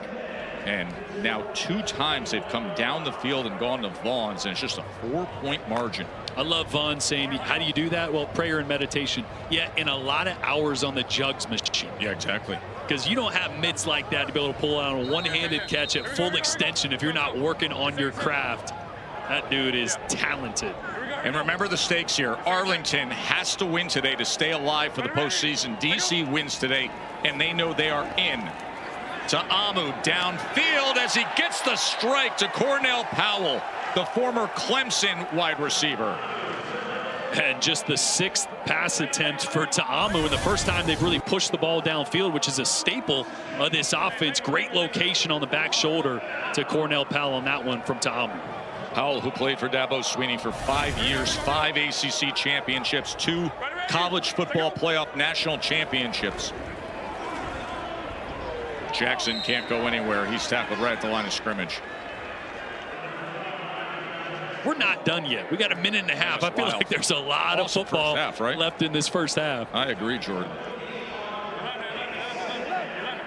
Love him. Let's go. Texas right. Philly red. All go. Y under. All ready. So Philly, that key word for play action, all go, Y under. So you're going to get everybody on vertical routes, and this tight end trying to get the easy completion on the run. Incomplete as he was looking for Bresnahan. That's exactly what they wanted. Easy completion, get your guy on the run, but really, really good coverage. Come here.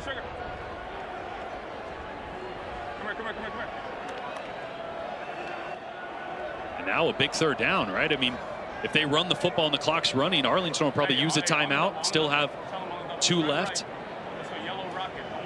The chance to close the gap even more before half.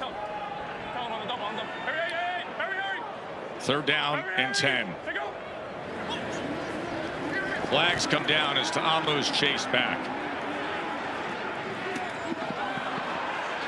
As he's trying to connect that time to Sanders.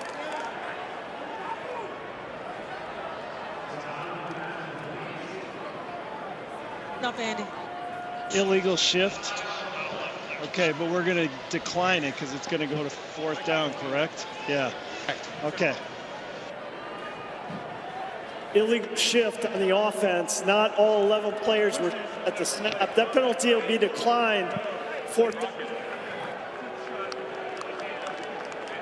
So the penalties decline, thus forcing the punt team onto the field. And keep in mind, Arlington with 2 timeouts remaining, plus their challenge because they had the successful challenge.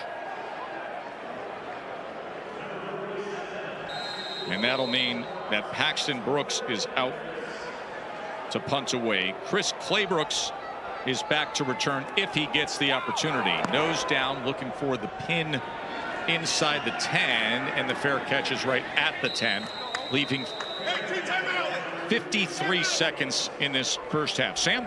I'm here with Coach Stoops. Coach Stoops, how aggressive are you going to be at this last minute left at half? From where we're at, not very aggressive. Even with the momentum going with your team?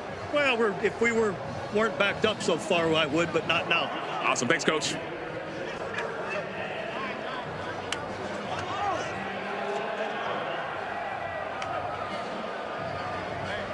You always say you're not going to be aggressive, but if the first completion gets you 10 or 15 yards, then you can start to press the envelope a little bit. I don't want to give them a chance. Yeah, double right revolver. No, I'm sorry, double right tank 5 F bubble. Double right tank 5 F bubble. 1187. Oh, motherfucker.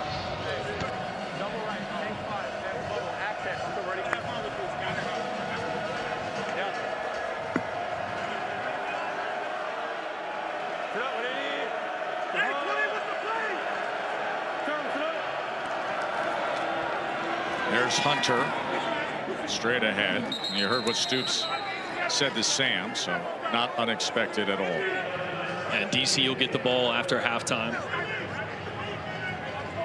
So what could have been at one point a 21-3 DC lead, or worse, depending on the conversion, now is going to be most likely a 4-point game at half.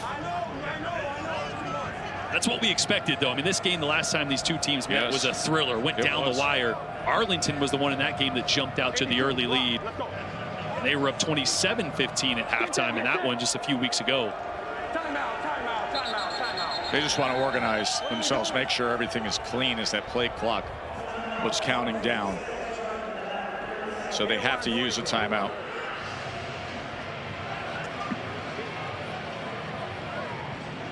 Bob Stoops, his 4th season as their coach. Of course, 18 years as a college football head coaching legend. National championship be 25 years ago at this point. Just run it, Charlie. 190 wins in his career at Oklahoma with the Sooners. You get the sense he's just been really enjoying his run with Arlington.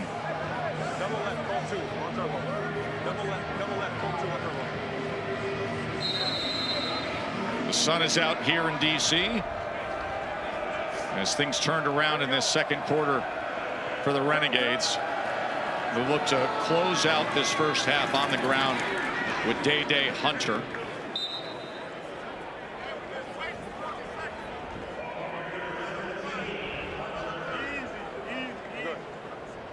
There's the True Vision chest cam on Day Hunter. He's carried the ball 6 times in this first half. As we arrive at halftime, it was a wild first half. Tyler Vaughn's had 2 touchdowns, including the incredible one-hander. Perez was 9 of 11 for 144 yards in the second quarter alone. After this break, we'll get you up to speed on everything happening in the UFL.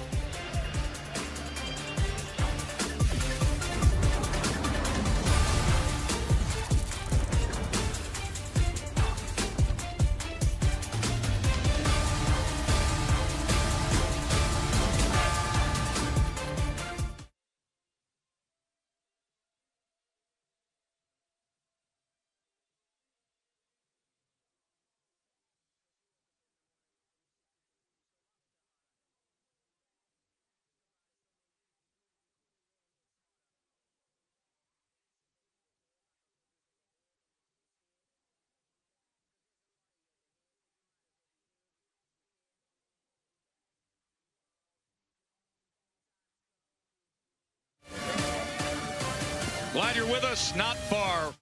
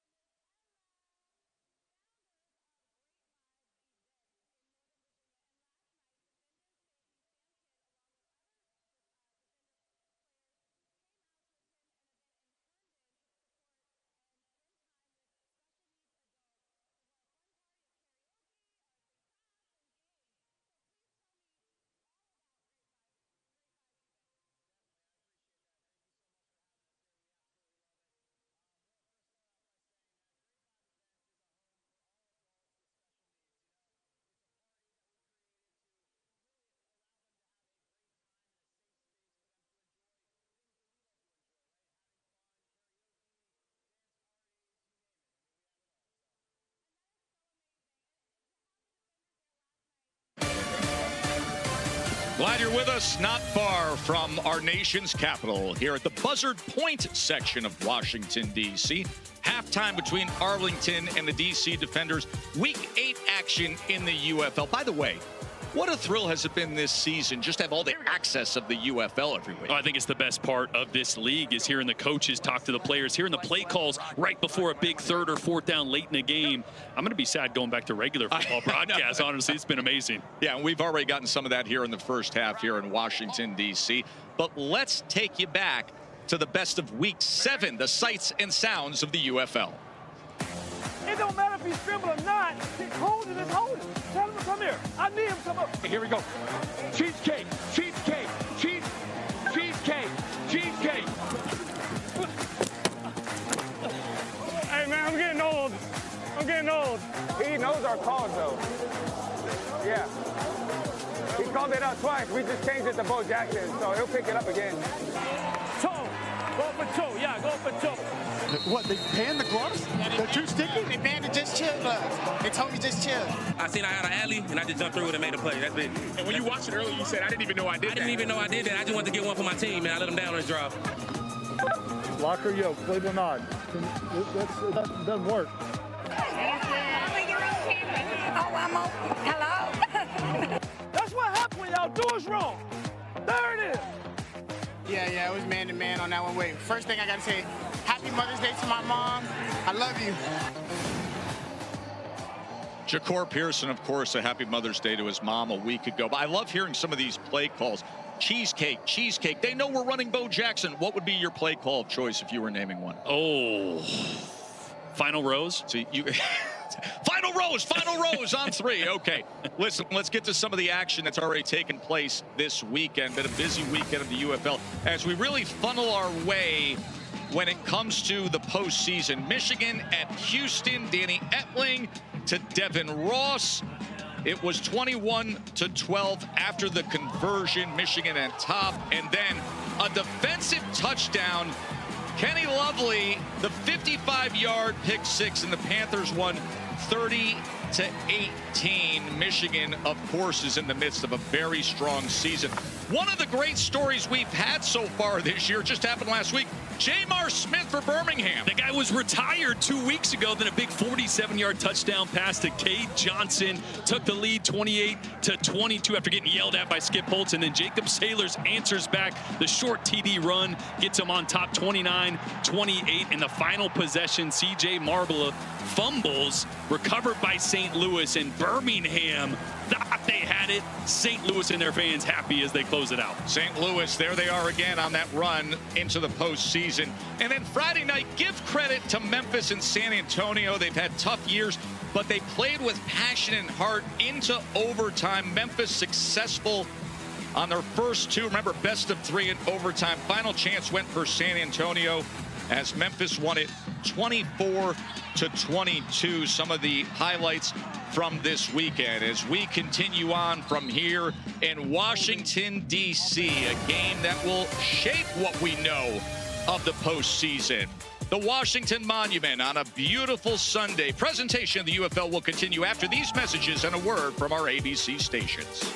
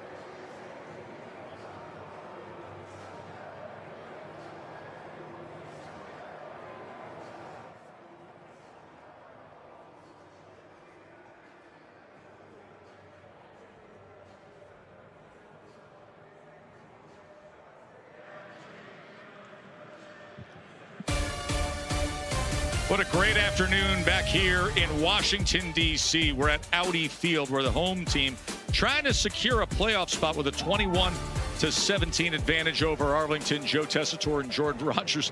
That was a fun first half. Did you recover? It was incredible, wasn't it? The back and forth. I mean, Arlington had a chance to really be put away in this game. And remember, playoff hopes are still alive for them. They're fighting to keep those hopes alive. They fought back in the second quarter, man. It was fun to watch. All right, let's bring in Aaron. What's going on with the betting trends today, Aaron?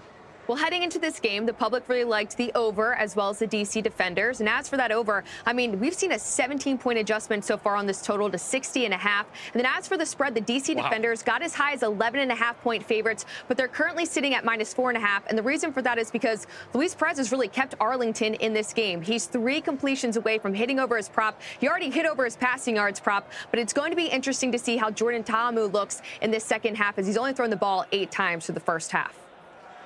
Yeah, Perez with the 2 touchdowns to Tyler Vaughn's. Our game flow is brought to you by Progressive. Yeah, this game started with a bang for DC. Deion Jackson taking this one all the way to the house on the second play of the game. And then Arlington answered back. Well, they didn't actually. They were trying to, and then the sack fumble got all the way down to the end zone, to the 1-yard line. The review, though, by Bob Stoops on the holding call, backside of the play. A little grab by the DC defender, called that one back, and then Tyler Vaughn's entered the game. Had some trickeration from Fred Kais. Jordan Ta'amu now adding a receiving touchdown to his MVP campaign. Chris Rowland's parents watching from Tennessee, loving it. And then again, Tyler Vaughn's another circus catch. The Progressive first half stats look this way. As remember, Arlington had all the early plays. DC took advantage with some quick strikes. The rushing yards, a 122-28 advantage for DC. And Tyler Vaughn's with 2 catches, both touchdowns, won the one-hander. Luke's? Well, over here on the DC sideline, guys, this game doesn't seem as tight as the score would make you believe. I think a couple of things. Number one, run the football if you're DC. Arlington has not had an answer on the ground. They've been able to run the football at will. Run it until they stop it. Defensively, I think that DC's got to change up some of their coverage looks, some of their techniques. They can't continue to have their back to the quarterback with the way Luis Perez is throwing the football on the back shoulder. And then you know what? If you're DC on defense, score. You've created havoc. You've knocked the ball loose. You've put the ball in position to make a big play and put points on the board, and you let it slip away. Make a play where the offense doesn't have to score here in the second half. And over on the Arlington side, in the locker room, the message was very simple. Defensive coordinator Marvin Sanders says, we played our worst half of football, and it's a 4-point game. He made a few adjustments, specifically on the edges, defensive ends setting tighter edges, and the defensive tackles being a little bit stronger for some of the zone reads. On the offensive side of the ball, Luis Perez has free reign. Offensive coordinator Chuck Long said, hey, take out the plays you don't like and run the plays that you do. Last but not least, as they left the locker room, the message was simple by Bob Stoops: finish, finish, finish.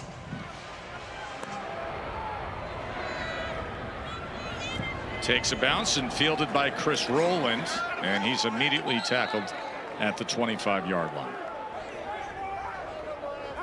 Yeah, Acho mentioned it. Finishing is what this Arlington team has struggled to do. A lot of close games. Last 3 losses, all by 6 points or less. Sure would go a long way for the defense to set this offense up with either points or field position. It's going to be a defensive play that's going to get Arlington back in this game if it happens.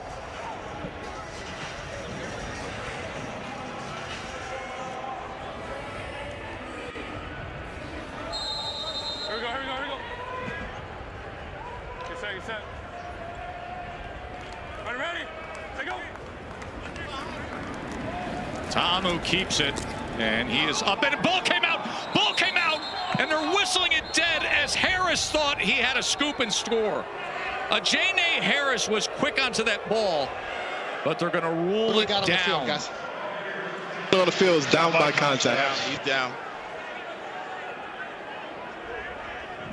Marvin Sanders, defensive Reset the play clock here, not showing Cole. much Reset the emotion, play obviously.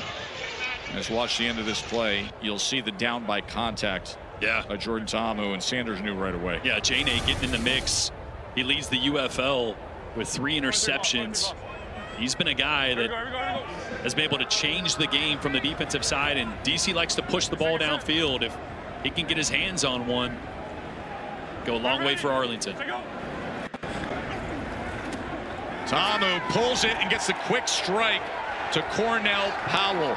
And Powell back on his feet as he was untouched to pick up extra yardage past midfield. That's really the first RPO that we've seen hit big for this DC offense.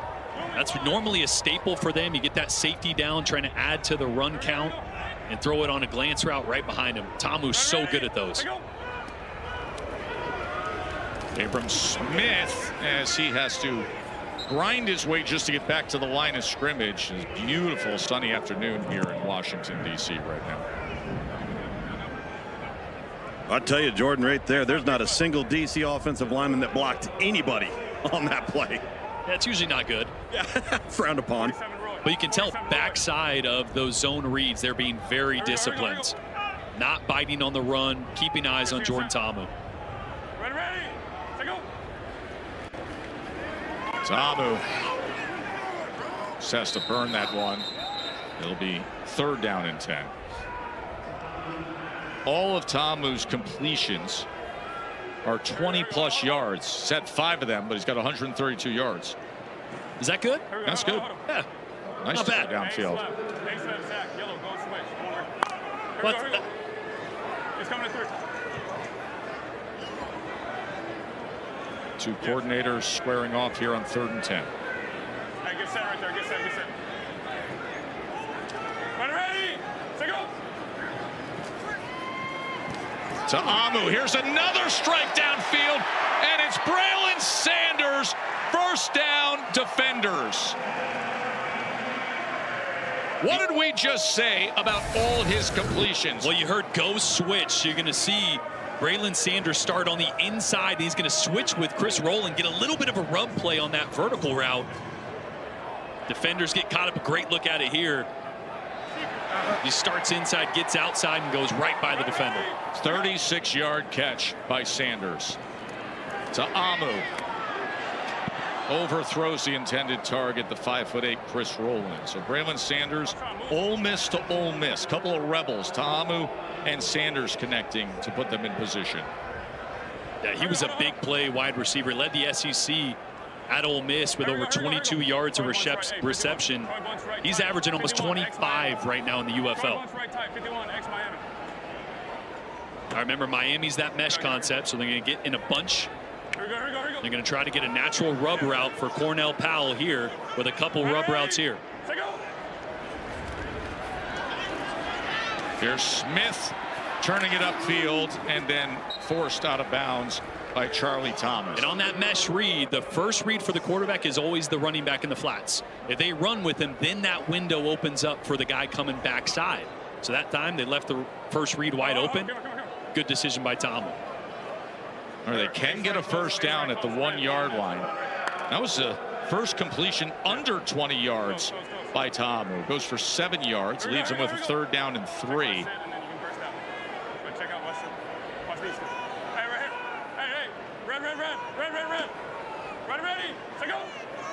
Ta'amu on 3rd down. Rifles it to the back of the end zone. Touchdown to Powell.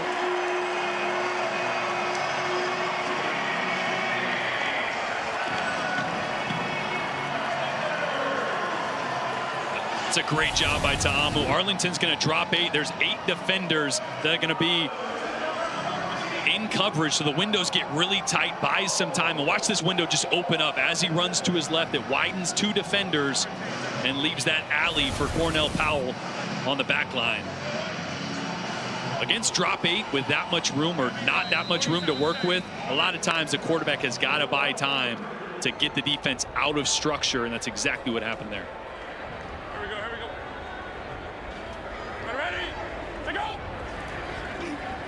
Smith on the conversion attempt as he lowers the shoulder and tries to work his way to the goal line, but he's going to come up short as Jamal Carter was there. 27-17. That means if you bet the over, you're cashing in right now. Jordan Ta'amu, his 15th passing touchdown of the season. UFL leader coming into the weekend adds to it.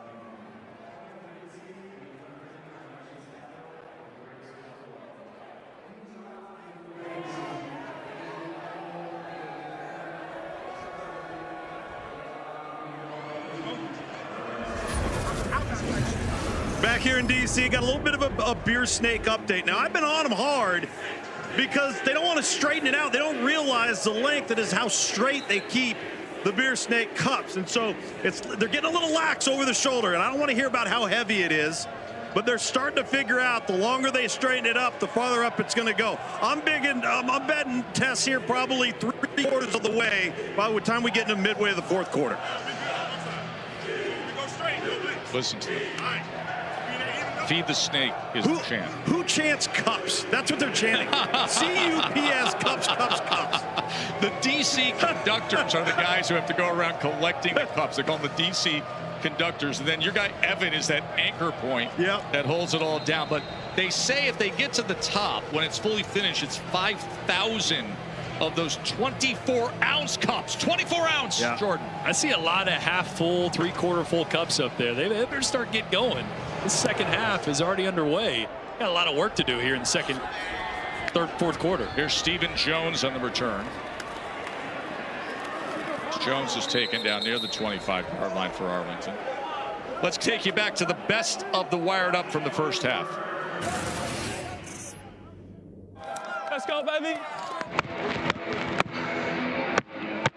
Yup, let's get it. Come on, bro. It's a little late. It's a little late, bro. I know. Come on. I had the ball. I don't even know what me having the ball do, though. I told you, that was so disrespectful right there. That was so disrespectful.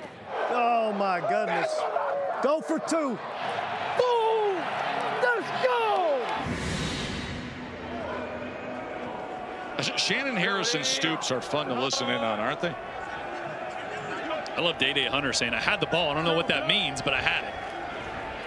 Well, here is Day-Day Hunter, and right now he doesn't have much of a gain as he's tackled right at the line of scrimmage.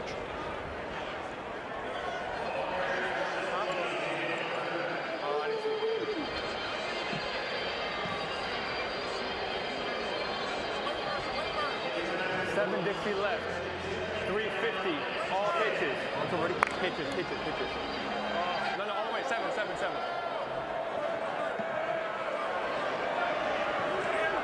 This one for a quarterback, all hitches. Just find your best matchup. 2nd and 10. And there is the hitch to the near side. Number 1 receiver Isaiah Winstead on the outside as he's close to the sticks. And it will be a first down for Arlington. Yeah, find the free access, right? Free access means that corner is playing off. They're giving you grass at the line of scrimmage. Nice, easy throw, and that's their run game, right? They don't have a run game without Kalen Ballage the last couple games. So it's been the quick passing game that's had to be pick up those 4 or 5 tough yards to get themselves first downs and better third down situations. Let's go, gotta go. And I'm with Holt Nailers right now. What's the play call? Yeah, we got a flea flicker. We heard the UFL fans like the deep ball, so watch this play right here, Sam. All right, here we go. Flea flicker coming. There it is. Back to Perez. Downfield. And gets it to Payton. Let's see if they say he's inbounds. Perfect timing. Incomplete.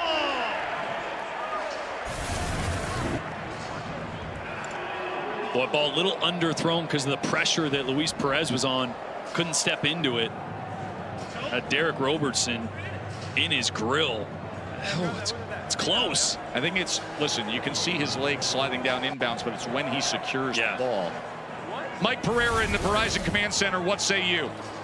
I say too close to change. So if it's too close to change, then I'm not going to interrupt the game. I think that foot is very close to being out of bounds, maybe out of bounds when he gets control. Thank you, Mike.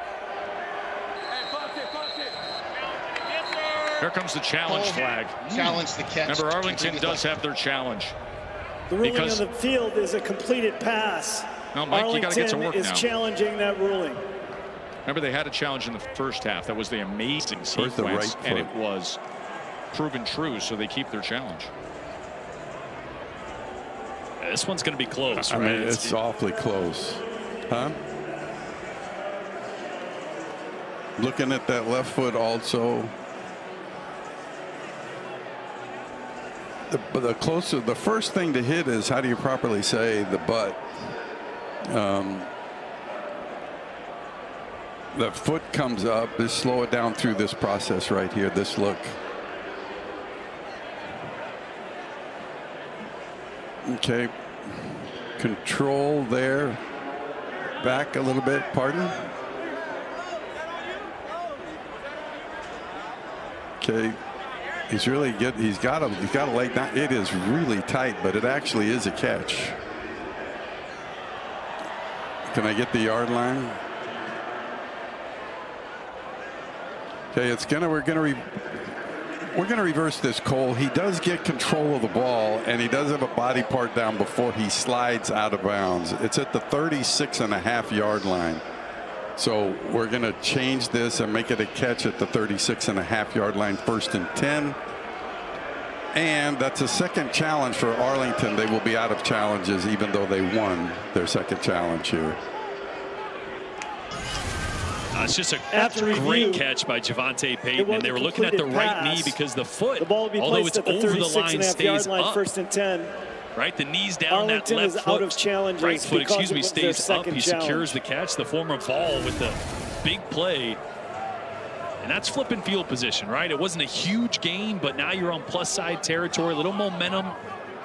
And this being a 2-score game right now, this is a huge drive for Arlington. Sam? All right, Holden, what we got on this play? Well, Sam, I'm going to be honest with you. He just told Luis out there before it, so I have no clue what we're running right now. What would you run if it was you calling? Deep ball, baby. Keep throwing it deep. Let's go.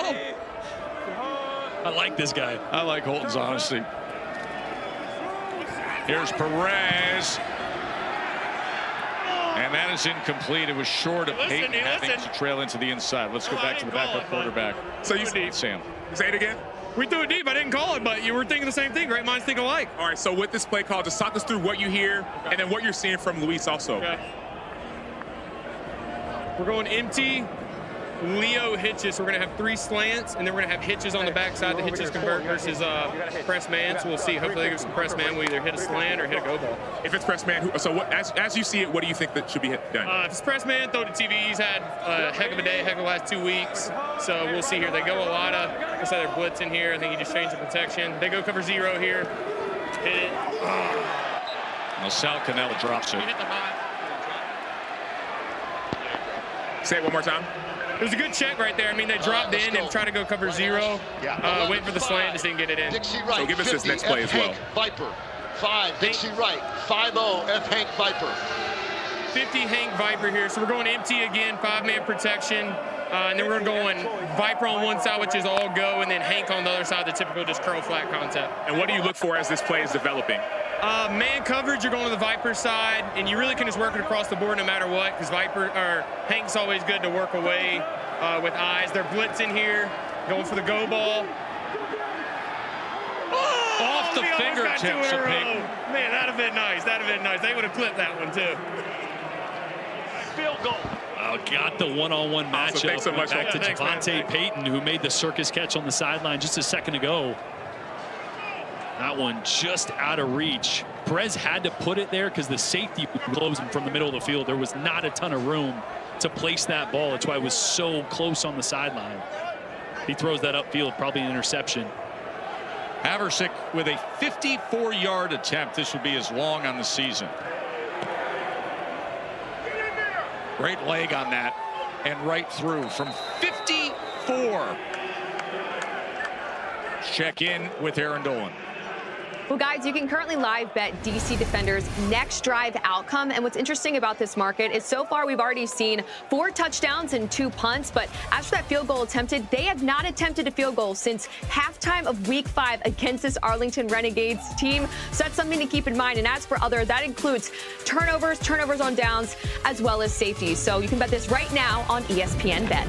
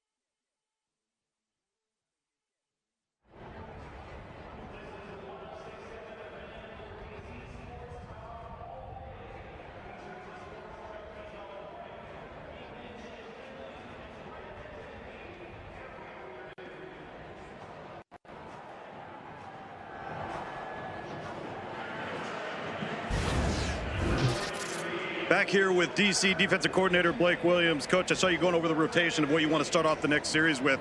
How do you continue to change up the back end so you can try to eliminate that back shoulder throw that's giving you some problems today? Yeah, I mean, that's part of it is you try to play that game. I mean, we know what it is. I mean, going against Luis Perez. I mean, it's like going against no knock to anybody else, but like a real NFL pocket passer where he knows what you're in a lot of the times before the snap of the ball, where he wants to go with the ball, and you got to kind of try to keep shifting the burden around and understand that right now, and he really is doing everything he can to not be hit, right? And so when you're doing that, the fractions of time in pass coverage, like there's only so many places he can throw the ball. So if you're supposed to be underneath trail man, be there. If you're supposed to be over the top, you got to trust that you're there. So everybody just be where you're supposed to be with eyes where you're supposed to be, not eyes in the backfield if we're in man-to-man, a la the long one right there, and then we'll be fine. All right, thanks, Coach. Thank you. It's a line drive that's returned by Mickens. And Mickens, he lowered the shoulder pads. 170-pound return man getting pad leverage at full speed. I was just going to say, he's not a big man, 5'9", 174, but when you lower that shoulder, same foot, same shoulder, bam, see that left foot led with the left shoulder? That's how you do it right there. That was against Stephen Jones, the starting corner for Arlington. So here we are, just a 7-point game with 6.5 minutes to play in the third quarter.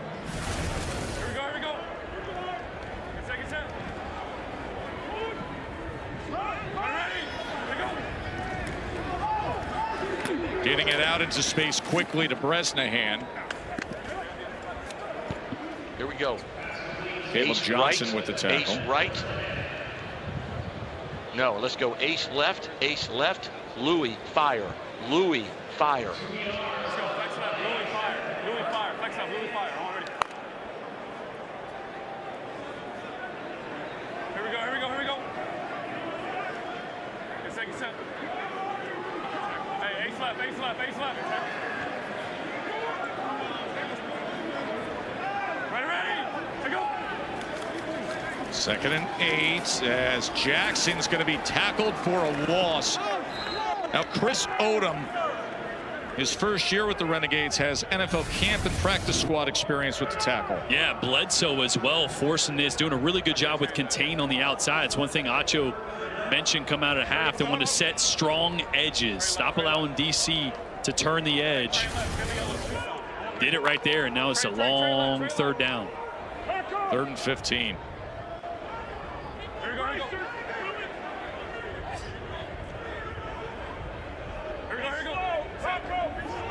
Remember, DC wins, they're in the postseason. Arlington has to win to stay alive.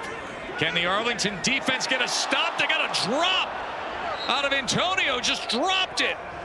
Would have been a first down. And it is such a good anticipation throw from Ta'amu. Watch this safety right here. Look and throw behind him. That's a second window on a dig route.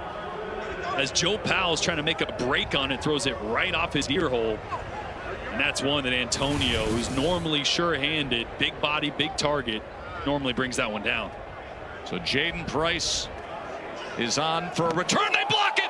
It is blocked. It is blocked. Arlington is going to score a touchdown off of a blocked punt. Curtis Hodges with the big play. We got too many men defense. Yes, too many on D. Okay. Too many on D. 5-yard penalty. Oh, and the flag is going to bring it all back. Too many men on the receiving team. 5-yard penalty. Still 4th down.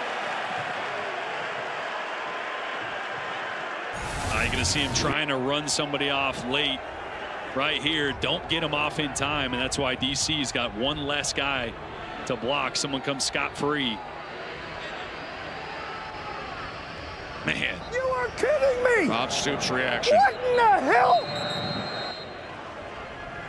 Listen, it would be one thing if the 12 men were on the field all coming at the punter. Yes. The fact the 12th man sprinting to get off the field is the dagger. Because no one was going to block that guy off the ball anyway. So if he's just not there like he shouldn't be, it's touchdown for Arlington. And now a sky knuckler outside the numbers for Price to return. And Jaden Price will be wrapped up And a flag comes down at the end of this play as well. Talk to me. Are we moving dead after the what? What do we got, Milton? We have a block in the back on Arlington. From the number again, Milton. What was the number? Number one. During the return. During the return. During the return. Illegal block in the back. Receiving team number 1. That 10-yard penalty will be enforced from the spot of the foul. First down.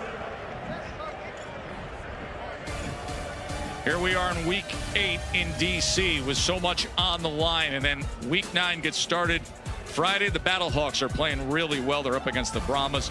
Saturday, 2 games on ABC. Renegades against Showboats. Panthers and Stallions is a good one on ABC at 3 o'clock. And then these DC Defenders wrap up week 9 Sunday at 4 o'clock against Houston. A good look on you, Rogers. I have that jacket. That's what I thought. Yeah, wore that last week. You just went with a nice teal today, but you thought about that. From his end zone, Perez, as he gets it out to the 10-yard line to Peyton. Back-to-back Arlington penalties moments ago. One negates the touchdown. Would have been the block punt touchdown, trying to run a man off the field. The other one, the drive starts at their 5-yard line because of it. Let's go. Duff left. Indy 2 lock. Z glide. Can Chicago 4. Duff left. Indy 2 lock. Z glide. Can Chicago 4.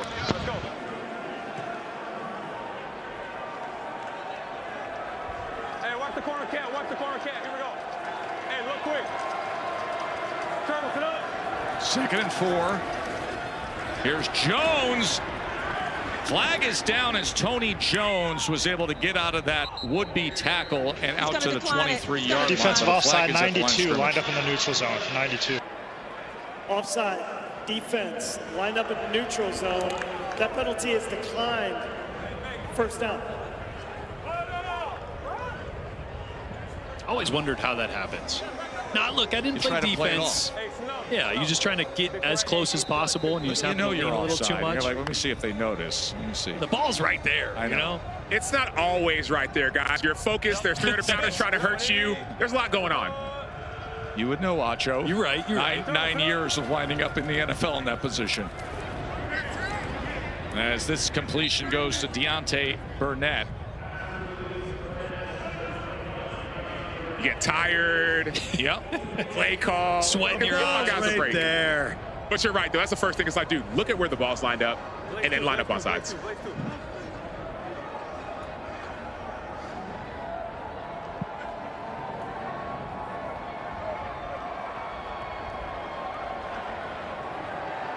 Turtle, sit up. 2nd and 2. There was a lot of contact as DeAndre Baker, the former first-round pick of the New York Giants, was locked up with Tyler Vaughns, who's had some amazing moments. Number two, defensive pass. Is it 15 or spot? Spot. Spot. Pass interference, defense number 2. Ball is placed at the spot, foul, automatic first down. Well, the former All-American from Georgia is a physical corner. This time just gets his left hand right before the ball gets there, up around the shoulder pad of Vaughns without playing the football. So easy call for the refs on that one. But that's his game. I mean, he plays a very physical brand of press coverage on the outside. Gets away with it a lot of the time. Box at 56, going 57. Here we go. Let's go. Hey, easy. Two lizard. Hey, easy. No, raccoon. Gotta go. Turtle, sit up. And they go with the quick game to Peyton.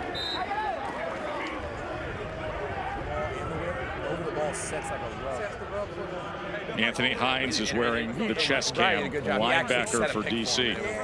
Yours was fine. You see Hines in the upper left. You see his view in the bottom left. If you feel easier to go like this, you come back out. Jones with a big play, as Tony Jones will have the first down for Arlington. Yeah, that time Hines just got picked by Garrett McGinn, the center.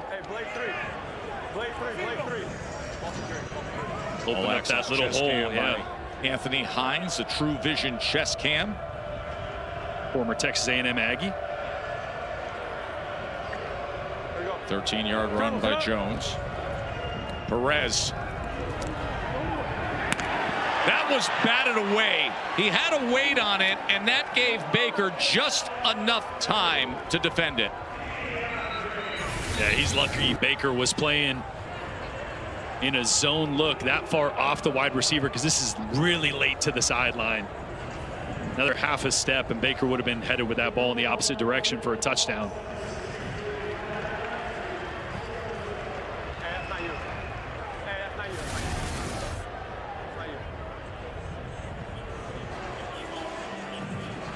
The king of spring football, Luis Perez. 277 yards and 2 touchdowns to this point.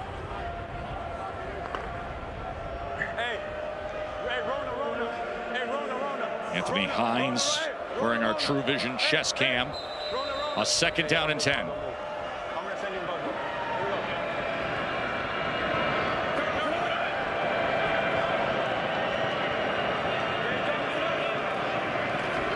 Perez steps up, and it's incomplete. He was looking for Sal Cannella.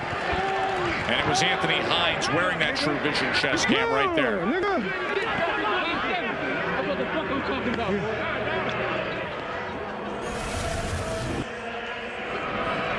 A great look here. Hines in coverage on Cannella.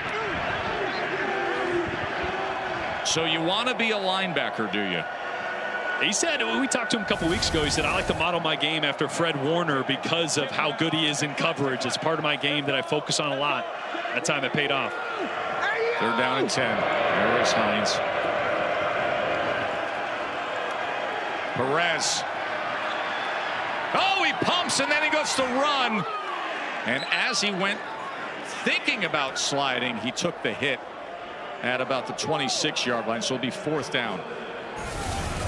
Was a few things sure in life: death, taxes, and no matter where on the field you pump fake, a defender will always fall for it, even if you're beyond the line of scrimmage. He's beyond the line there. That pump moves Anthony Hines. Watch the True Vision chest cam. He's like, oh, you're throwing over here? Oh, yep. Nope. Oh, got him.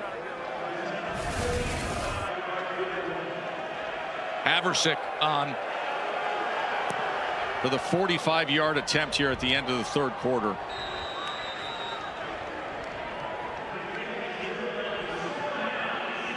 And a 45-yarder is good. Got a great game here in D.C. A beautiful Sunday afternoon. 27-23. D.C. tried to make the postseason. 4th quarter ahead.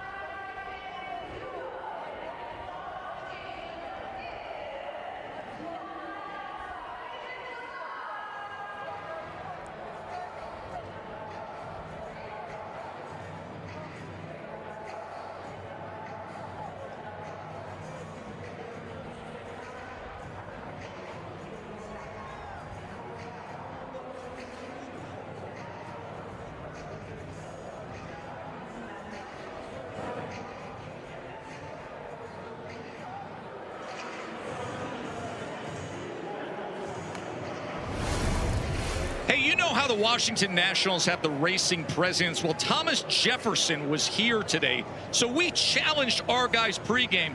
We're going to put Thomas Jefferson on the 30, Luke's on the 40, Acho on the 50, right to the goal line. Oh, Acho. What? He just needed 5 more yards. I'm disappointed in myself. I still am. I'm disappointed. I demand a rematch. Luke's in the cowboy boots, too. I feel great about myself. I'm just glad there wasn't like a torn hammy or an Achilles coming out of that. I was stretching before, though. I could still play. I might need a couple more warm-up laps. Hey, Acho, that's the way we thought to handicap it. You should be at the 50, Luke's at the 40, and big-headed Thomas Jefferson at the big-headed TJ. Now when I reflect on it, I think I needed you at the 45, Luke's at the 35, and we would have had a photo finish there. I could rock with that. TJ's nose was aerodynamic, though. That wasn't fair. Yeah, your first comment was that big head must be made of feathers. It didn't even knock him off his feet. I thought I was going to walk him. I thought I was going to walk him. Come on. I thought I was going to walk you, Luke. Me. Stop. All right. Luke, before we leave, we're racing. We're racing. Got to do it. Oh, man. Acho, I'm not sure the socks gave you an advantage. The shoes are too big, though. The shoes would have been equal. I would have tripped over the shoes. Yeah, but you're losing traction. You're not like coming out of the blocks with the socks on. Yeah, right at church. You got he's got the dress shoes on that barefoot had to come out. Can't crease them either. You know, it's a nice pair of shoes. My pythons were ready, boys. That's all I know. Oh yeah. You guys are great sports. That was something. Ta'amu was looking for the quick strike to Powell, but it was interrupted as that was batted away to open up this fourth quarter. A fun game here in D.C. Remember the stakes. If D.C. wins today, they clinch a postseason spot. But on the other side, Arlington, who has lost 3 straight with these one-possession, last-minute games, they have to win to stay alive for the postseason.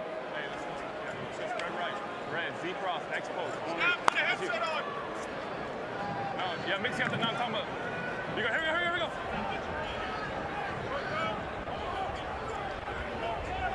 Ready, take go. 2nd and 10. Ta'amu with time, and wide open is Mickens. As Mickens gets out inside the 35-yard line. That's a great adjustment by Mickens. You see Ta'amu's got to kind of throw this ball behind Donald Payne in coverage there. That's why that ball's a little bit on the back hip, but great adjustment and a big gain. Ready, to go. Quick to the outside is Ta'amu as he gets the completion. Antonio. Jordan Ta'amu, the former Ole Miss SEC football star, has had his chances in pro football, and he's been now 3 years as a Defenders quarterback.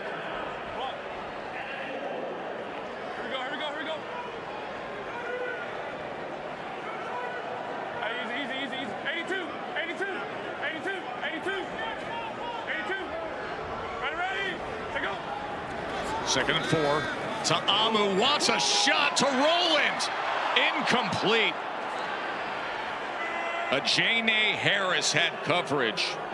He leads the UFL in interceptions. Had a big game against DC last time. Yeah, just a slot fade in one-on-one coverage against Harris. One of the best cover guys for Arlington. And this is one that Rowland should have caught, man. It's a tough catch, but it hits his right hand. Great throw by Ta'amu. Probably gets it lost a little bit behind Harris's back there. Get in tight. Here we go. Hey, alert. Ready, take go. 3rd and 4 for DC. And it'll be a first down as he connects with Antonio again. Oh, and you just can't give Jordan Ta'amu that much space at the line of scrimmage, especially on 3rd and 4. They're in a soft zone coverage on the outside. Ta'amu's too accurate. He's too good at getting the ball out quick. At some point, Arlington's going to have to press, play a little tighter on the outside, force those lower percentage throws downfield. Got what we want. Heard them saying, we got what we want. Let's see if they can deliver on it.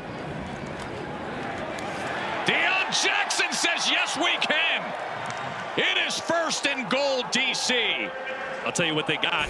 They got 2 high safeties and a run play, which means there's only 1 linebacker in the box. And if you can block him right there, you see Mason Brooks coming around, you got a big play. Another former Ole Miss star, the offensive lineman Mason Brooks, picking up that linebacker and creating the hole for Deion Jackson, who had a great career in the ACC with over 2,200 rushing yards for Duke. Also has a lot of NFL experience. Jackson patiently waiting for those blocks on 1st and goal.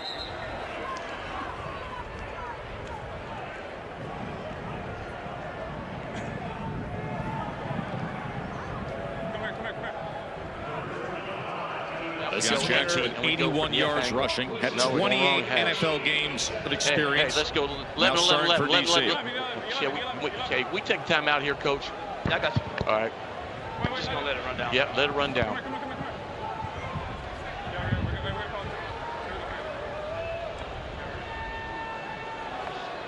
Yo. Going to use the timeout with 11 minutes to play and a 2nd and goal for DC at the Arlington 3-yard line. This is an area of the field that offensive coordinator Fred Keyes gets really creative. We've seen the jet sweep pass from roll-in. Last week we saw the throwback to run sniper. Gunnar Britton, the tackle. I like sniper. 315 pounder with a touchdown reception. Twins left, King. And I think that's why he called the timeout. 52 sniper. Yeah, I like that. Because he wants to make sure he gets a perfect play. He was trying to figure out what hash they're on. It wasn't just a handoff. He's trying to dial something up here. It's going to be 12. Twins right, King. All right, twins left, Twins. That's what Dean just told us that. Here, Bob Stoops having a conversation with the officials.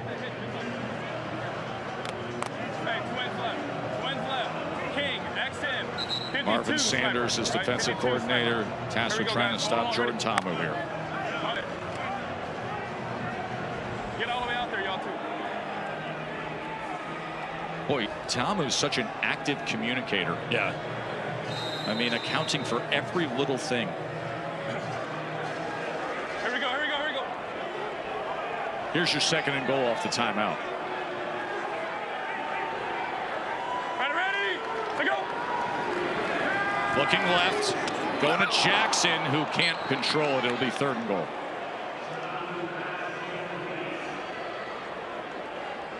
How was it? How was it? Hold on. Here we go. Hey, spread right tight. 72 crocodile. On 1 ready. Oh, wait, hey, 71. Oh, no, wait, 72. Hey, 71. Here we go. Ready, to go. 3rd and goal. Back of the end zone. Touchdown. That's it. We're going for 1. Cornell Powell. We're going to go for 1, Jordan, because we're up by 10. That's his 2nd of the game for Powell. Yeah, Miles Dorn at safety is just going to get turned around right here with this backline route. He's going to get his back facing Jordan Ta'amu. Anytime a quarterback sees that, you know they got no vision. That's where you got to go with the football. Nice throw, low and out in front for Cornell Powell.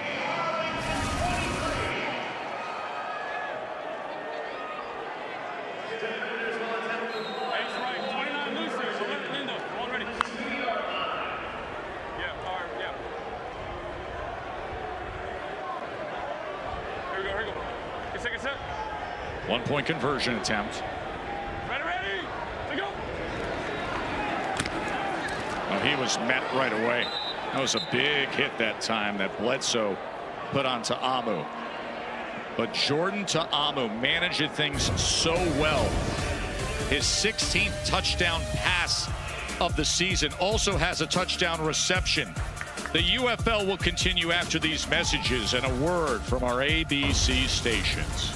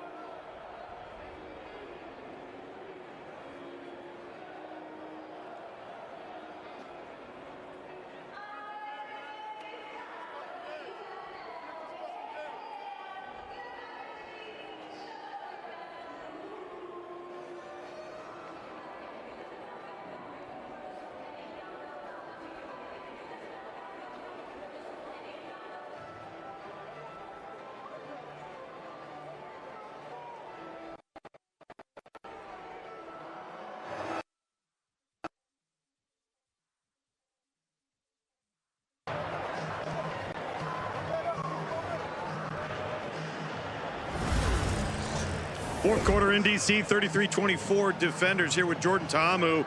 2-by-2 set on that touchdown throw. What was the progression from you from pre-snap to post-snap progression? Yeah, it was a 2-by-2 tight formation, and we had an out route on our left side, out corner, and then my backside had an underneath route, and then a back line, and then our running back with an angle route. So kind of went through my progression. They kind of clogged up the out and the corner. Went to CP, saw him open up that back line window, put a great ball and a good catch. And as you can see, the running back was open too. So we had it all figured out right there. So it was a good play, good call by Coach Kais. All right, man. Keep it up. Good luck. Thank you. Thank you. CP Cornell Powell, as he adds to his day, is 4 catches, 2 touchdowns. And it's a 10-point margin on a day when if DC wins, they have locked up a spot in the postseason, and Arlington is trying to stay alive to make the playoffs. Remember, the UFL Championship is presented by Underdog. It's going to be back in St. Louis. It'll be Saturday, June 14th at 8 o'clock right here on ABC. And if you want to attend it, tickets start just $29. They're available at ufl.com/tickets. And of course, there's a chance that St. Louis could be there playing on their home turf. St. Louis is right now 6-2, Anthony Beck's team. DC is trying to match them. If they win today, DC gets to 6-2 as well.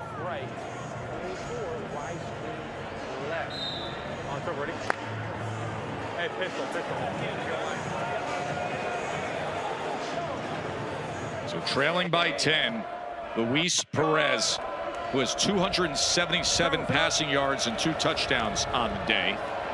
As he sets up the tight end screen, and it's a tackle for a loss as Seth Green couldn't get any traction at all. Deontay Anderson made the tackle. Yeah, Deontay Anderson was all over that, just stayed home backside. Knowing that Arlington likes those screen plays on 1st and 2nd down. That's their run game. This about here in the 4th quarter last week against Michigan is where this Arlington offense started to click. A couple long drives for touchdowns. They need one of those here. 2nd and 15. Perez gets it complete to Sal Canella. And Canella's out to the 41-yard line. The Sticks are at the 45-yard line, so it's 3rd down.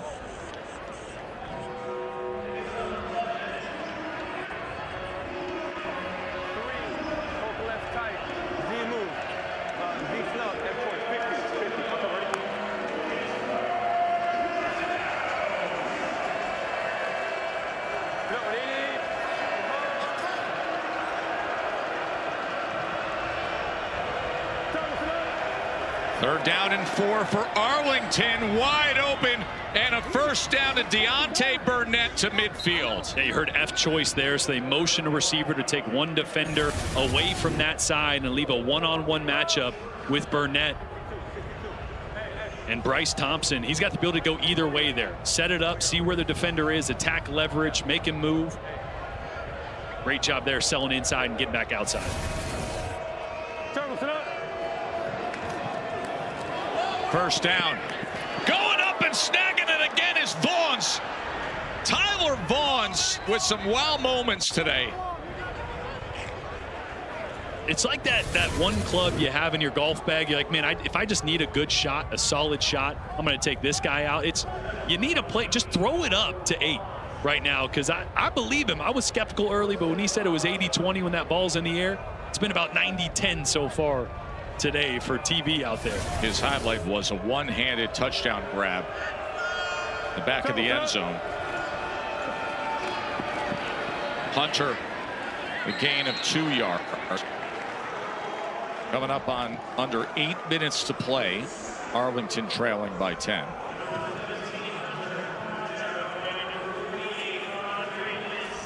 That clock is running. Remember, down 10 points. We got 5. You got the teacher. Day Hunter is wearing the True Vision chest cam. I don't care.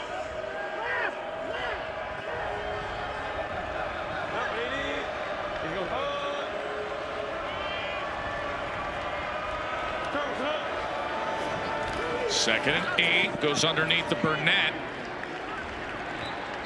Bottom right is the view you get from Day Hunter, the starting running back. Top right is showing you where Hunter is, and then of course you get the game coverage.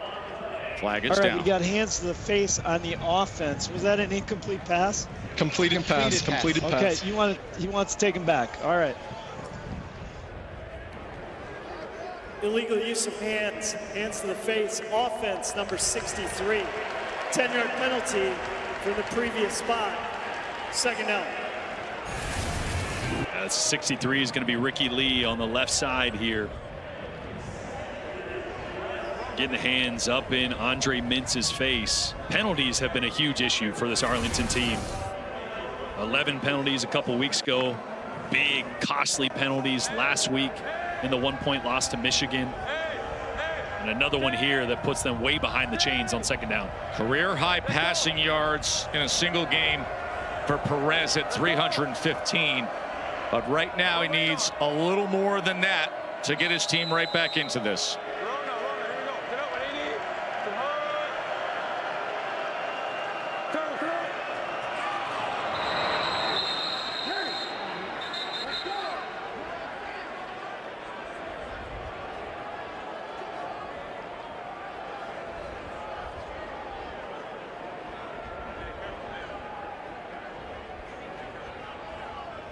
Neutral zone infraction, defense number 50. 5-yard penalty, still stuck out. Derek Roberson, Fisher was also moving quickly. Hey, same thing. Hey, be ready for a fox call. Okay, all right. Hey, we're going. If the back's in the backfield, you can kind of bogey like maybe you're blitzing, but don't be too cute. Oh, he doesn't have a microphone. Never mind. Blake Williams, DC, for DC. 2nd and 13 after the penalty. Luis Perez as he gets it to Canella, and Canella stiff arms his way and drives ahead right to the sticks. Yeah, it's just great job identifying the mismatch. It's Sal Canella, the best tight end in the UFL, one-on-one with Anthony Hines. Anthony Hines is a great linebacker, and he's good in coverage, but it's one of the best pass catchers in the UFL with a lot of space. How can they cap this off with a touchdown?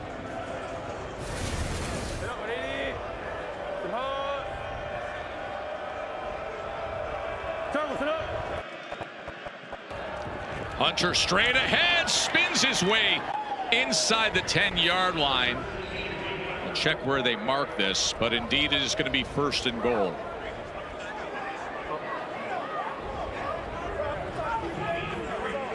Chest cam on Day Hunter, True Vision chest cam. Great job getting skinny here through the hole. You see Anthony the angle. Hines. Yeah, from Hines getting blocked there by Farniak. 53. Yeah, 53 over here. Here we go. Surprised there's not a little more urgency here, guys. Got one-on-one down here with Tyler Bonds. 1st and goal. Perez, here's Hunter out of the backfield. And trying to keep his footing as he gets to the 8-yard line. That's still 2-score game. You mentioned it, Luke. There's not a ton of urgency, and that clock is ticking down. Going to be under 5 minutes here soon. Still a 2-possession game. Bob Stoops trying to see if his offense can get him right back into this thing. 2nd and goal.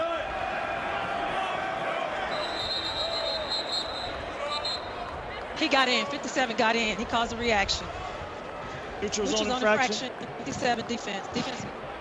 Neutral zone infraction, defense number 57. 5-yard penalty, still 2nd down. And a couple good opportunities to use the hard count on this drive. Right? I mean, DC had the snap count nailed early in this game. They were jumping everything. You see Luis Perez coming out of the game here. Bolton Allers, the backup quarterback, is in. Good job, Sal.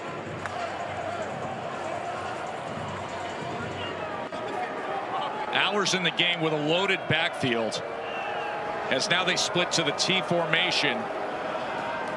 And they go with Tony Jones, and Jones Where do they spot him here? Now they're saying he's just short. Oh, going to watch the knee here. He gives it a great second effort.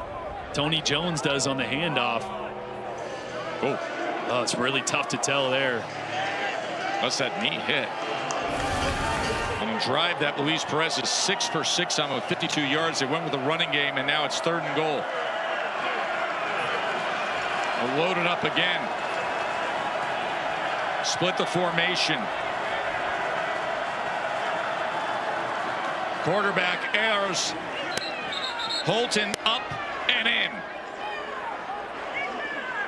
Holton Allers, who played at East Carolina, with the touchdown. Oh, right down the line here. Does a great job extending that ball. That's dangerous. You better get there. He does. That was interesting there that DC didn't have anybody in the A-gaps. They had a guy right over the center. So I was saying to myself, QB sneak, QB sneak. There's only one guy inside there.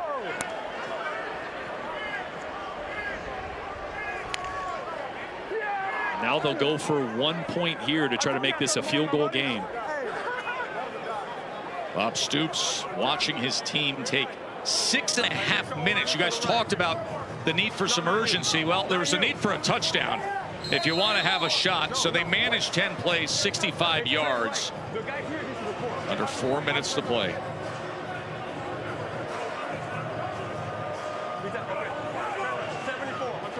This is going to be a 1-point conversion to try to draw within a field goal.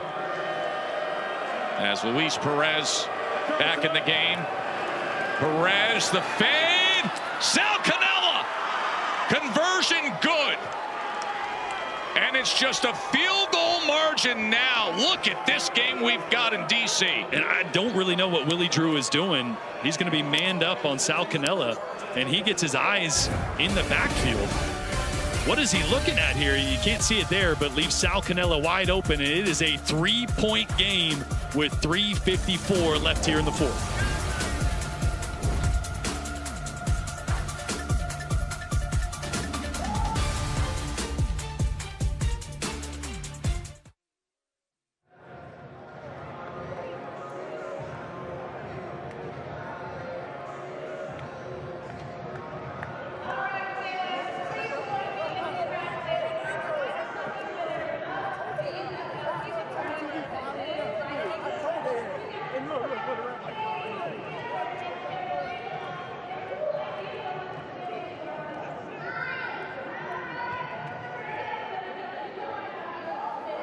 Come on now, D, we need to stop. We need to stop, D, let's go. Need to stop. Let's go.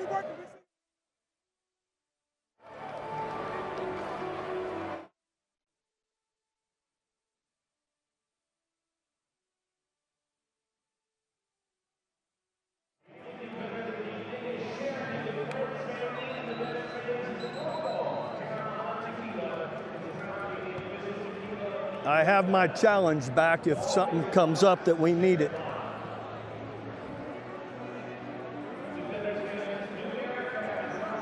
Be looking for holding or anything, Rick, you know?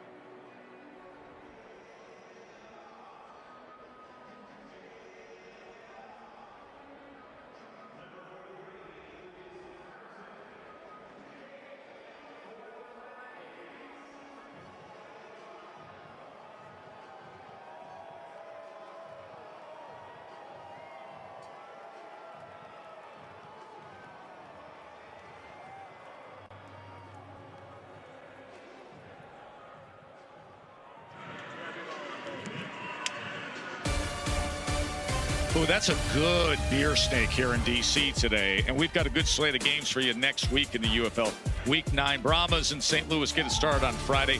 And then this Arlington team is noon on ABC against the Showboats. The big matchup is going to be Michigan and Birmingham Saturday on ABC at 3 p.m. before these defenders wrap things up on Sunday at 4 p.m. Remember, if D.C. holds on today, they know they're in the postseason. If Arlington can pull this out, they've cut it to 3, they are still alive for the playoffs.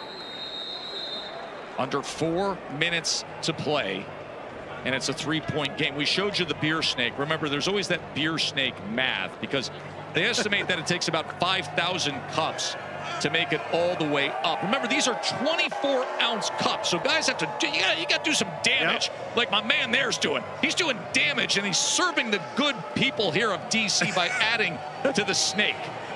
Dennis, I told him if they would have just enlisted my help, that thing would be laying on the front porch of the White House. You would be too.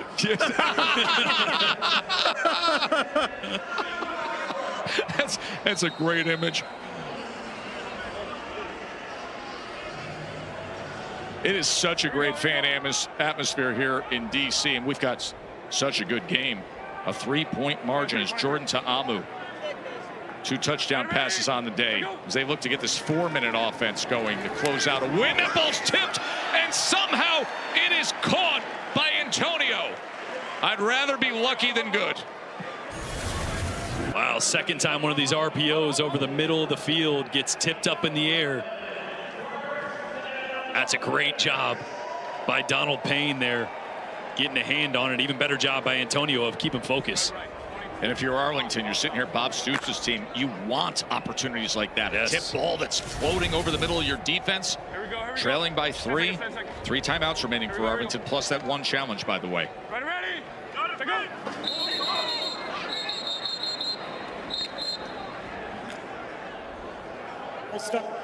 Offense number 56. 5-yard penalty. Still.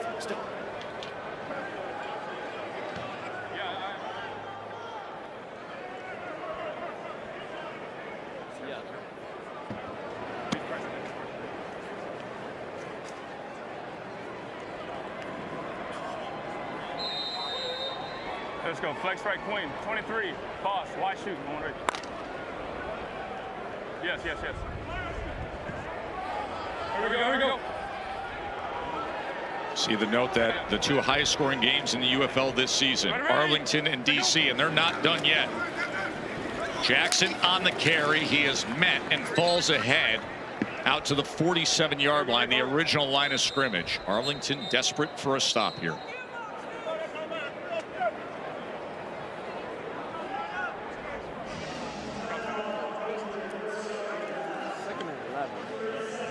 Arlington utilizing the timeout, the first of their 3s. Marvin Sanders, the defensive coordinator for the Renegades.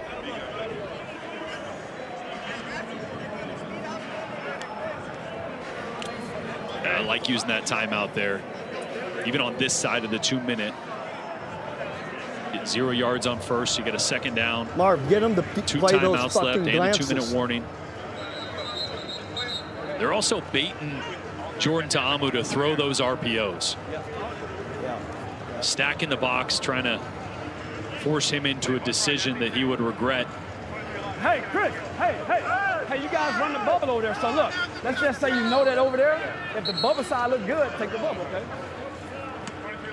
Here's Shannon Harris, the head coach, who's also the quarterback coach, reminding Jordan Ta'amu and Chris Rowland of what's available to them. Second down and 10. Here we go. Off the Arlington timeout. Can they get the defensive stop? Trailing by 3. Ready? Go. He said, watch out for the bubble. Is that a live ball? No, they're whistling it dead. But just before they took the field, you heard Shannon Harris reminding them of what was available. That's where they went, and Charlie Thomas broke it up. That was a dangerous play. Yeah, so they're going to add a safety to the box here. So Ta'amu sees the numbers and tries to throw the bubble route. And just a heck of a play Charlie Thomas to almost pick that one off. I mean, that was... You also have to be careful it's not a live ball. Yes, yeah. Down the line of scrimmage, down the lateral. So, listen, this is a golden opportunity for Arlington, as it's a 3rd and 10, and they utilize the timeout. You said, hey, I like the timeout management there. This is why you like it. Yep. And remember, that was an incompletion, but the clock kept running because we're outside of 2 minutes, so they had to use the timeout there. Little different rules than college or the NFL, where incomplete would stop the clock. But this is, I mean, it couldn't have played out any better for Arlington. You got a 3rd and 10, still have a timeout, still have the 2-minute warning. Remember, NBA Game 7 between the Thunder and the Nuggets will be coming your way, but we've got a thriller to finish up here in UFL week number 8. If DC wins, they make the postseason. If Arlington wins, they stay alive. Have to have it if you're the Renegades. Michigan and Birmingham are already in. St. Louis is having themselves another great year as they sit atop the XFL conference. Here's your 3rd and 10. Ta'amu being pressured, extends the play, and it is caught, but it is well short of the sticks. Briley Moore with the reception. So it's 4th down. And Taco Charlton here on the right side does a great job of getting the pressure on Ta'amu, forcing him outside the pocket. Return! Arlington's going to keep that time count out in them their up there, pocket. please. Somebody, please count upstairs. You hear Bob Stoops saying, somebody please count, because remember, there was a block punt that they thought was a touchdown, and they couldn't run 12 men off the 12th man off the field in time. Paxton Brooks on to punt away. And a flag comes down. Kicking team. And it's going to be a delay of game, which is really an innocuous penalty at this point.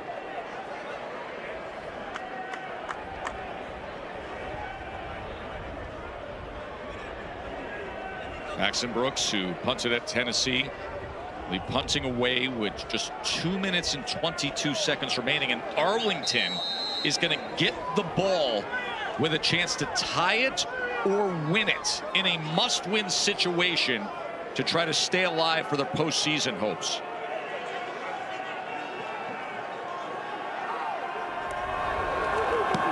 They nearly got to Brooks again. Flag comes down as Brooks went down.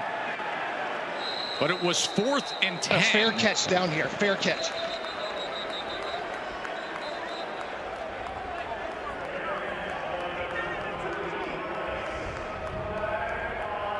And signaling holding.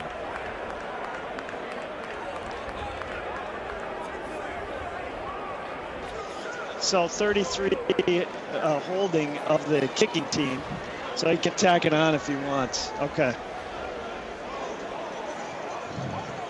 So find out what he wants. It's the live mic you're listening into. Tack it on. Tack it on. I may have the number wrong, man. It was right in the middle. Number 11 for DC got held. Kicking team. That 5-yard penalty will be added to the end of the kick. 1st and 10, Arlington. All right, so it is all set up now for Arlington, trailing by 3. Bob Stoops, former Oklahoma head coach, who's in his 4th year as the head coach of the Arlington Renegades. He has his veteran quarterback, the spring king, Luis Perez, the longtime spring pro football veteran who has a career single game 329 yards right now on 30 completions, 41 attempts. But does he have a little magic left in it here today on the road to keep this team alive for the postseason? Remember, the last time these teams faced off, it was the late interception by Luis Perez. 15 seconds left in the game because they needed a touchdown. They were down 4. So when you're down 3, Luis can make much smarter decisions. Doesn't have to force the football. Still have a timeout and 2 minutes. And to your point, don't have to force the touchdown. The field goal, their kickers had a huge day as he checks down to Hunter.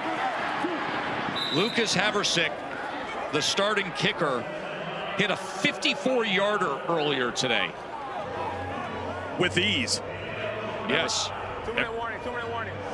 As we come up on the 2-minute warning here at Audi Fields. Don't go anywhere. We got drama in D.C. with it all on the line in what's been a thriller. UFL will continue after these messages and a word from our ABC stations.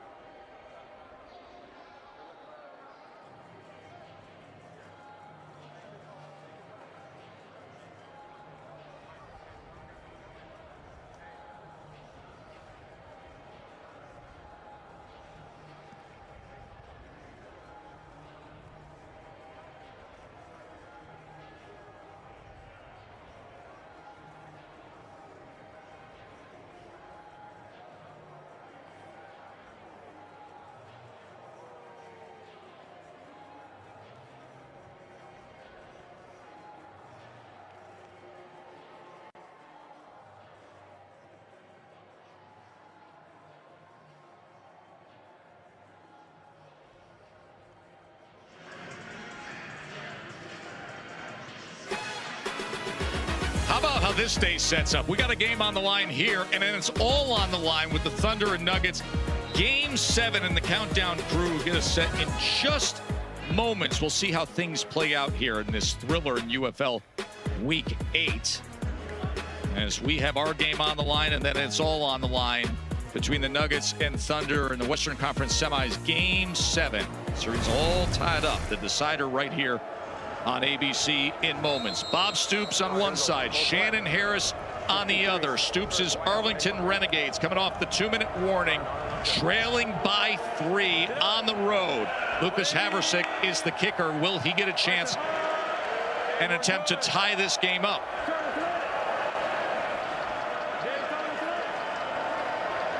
Perez has completed 7 in a row. Do we make it 8? No, incomplete, looking for Vaughns.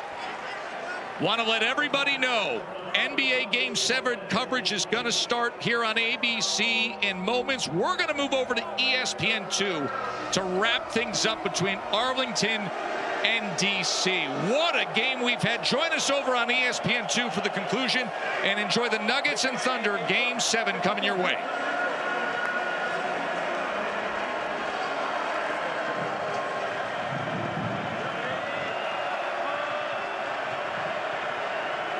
Third down and 5. Arlington. As Isaiah Winstead is able to make the catch, but it's going to depend on that spot. I think he's going to be just short, so it's going to be 4th and 1.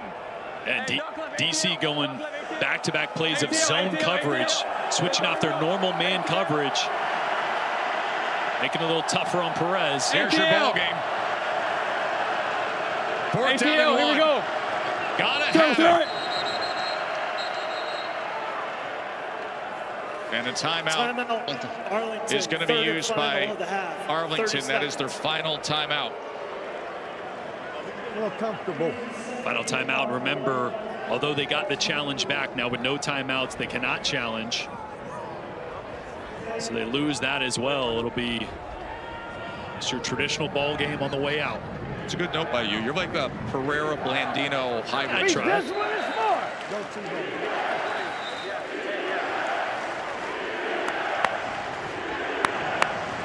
Under the sun-kissed sky of Washington, D.C., it'll come down to this, a 4th down and 1 for Arlington.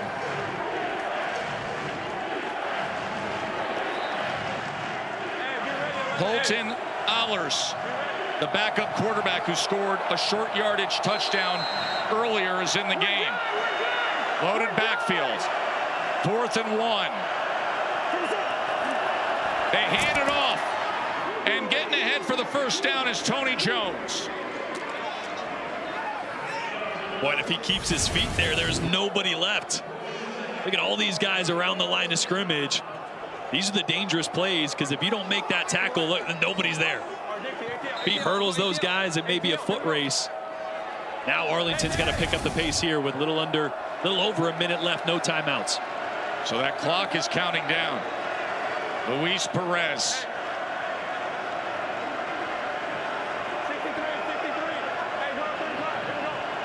Play clock counting down as well. Perez.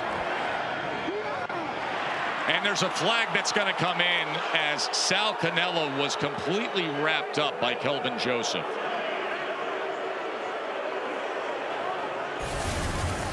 Yeah, DC goes back to the man coverage. You got Kelvin Joseph, one of your best cover guys, on Sal Cannella. To the pass, holding, defense, number 27, 5-yard penalty, still first down. Clock will start on the snap.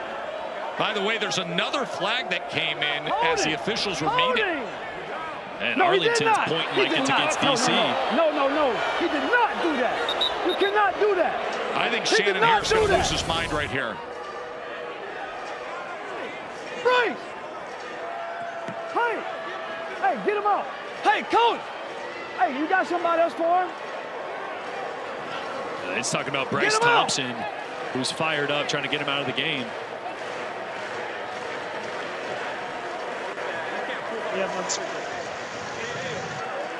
We have unsportsmanlike conduct on the defense, number 1, as well as a defensive hold. But the unsportsmanlike came well after. Does that matter? They still choose. I guess if they can choose, they take the UNS. No, it was an act against another player. Totally well after the while we were doing the enforcement process. Yeah. Yes. DC number 1. DC.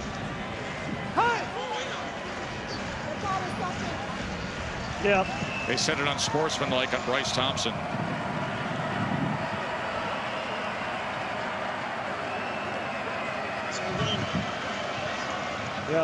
Yep. After the play was over, unsportsmanlike conduct, defense number 1. That 15-yard penalty will be enforced. 1st and 10, Arlington. And here's Bryce Thompson. Little trash talk with Sal Cannella, and he just grabs his mouthpiece actually and flips it away. And Shannon Harris told his defensive staff, put somebody else in there for him. Yeah. Get him out of the game. And now it's 15 yards tacked on, and Arlington is in position here. And remember, their kicker Lucas Haversick has had an outstanding game and hit from 54. Yeah, now you really only need 5 yards or so. Oh, yeah. Right? Because of that penalty, you go from being 20, 25 yards away, now 5, 6 yards, and you feel pretty good about a field goal.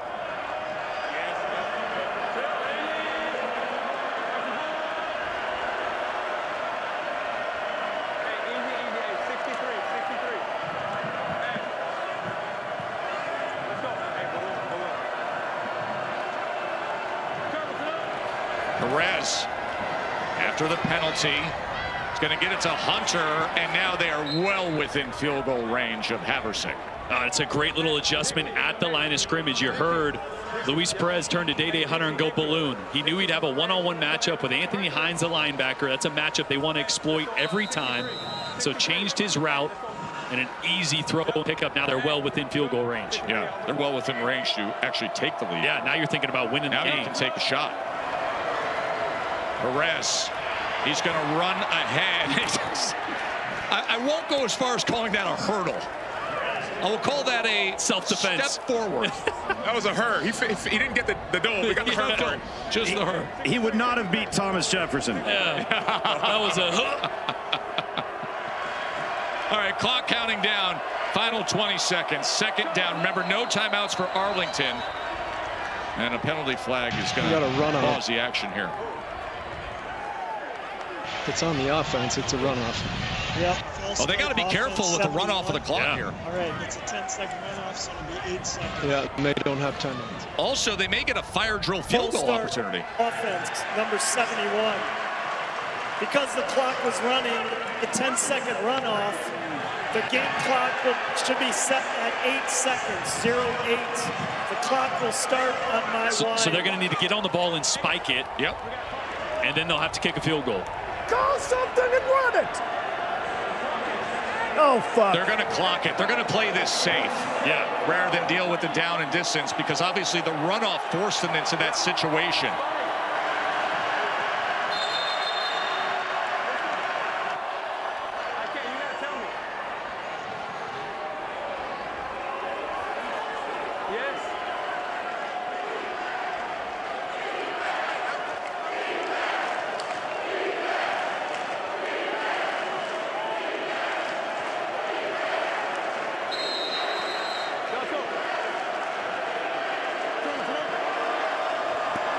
Going to get it quickly to the outside, and it's picked off.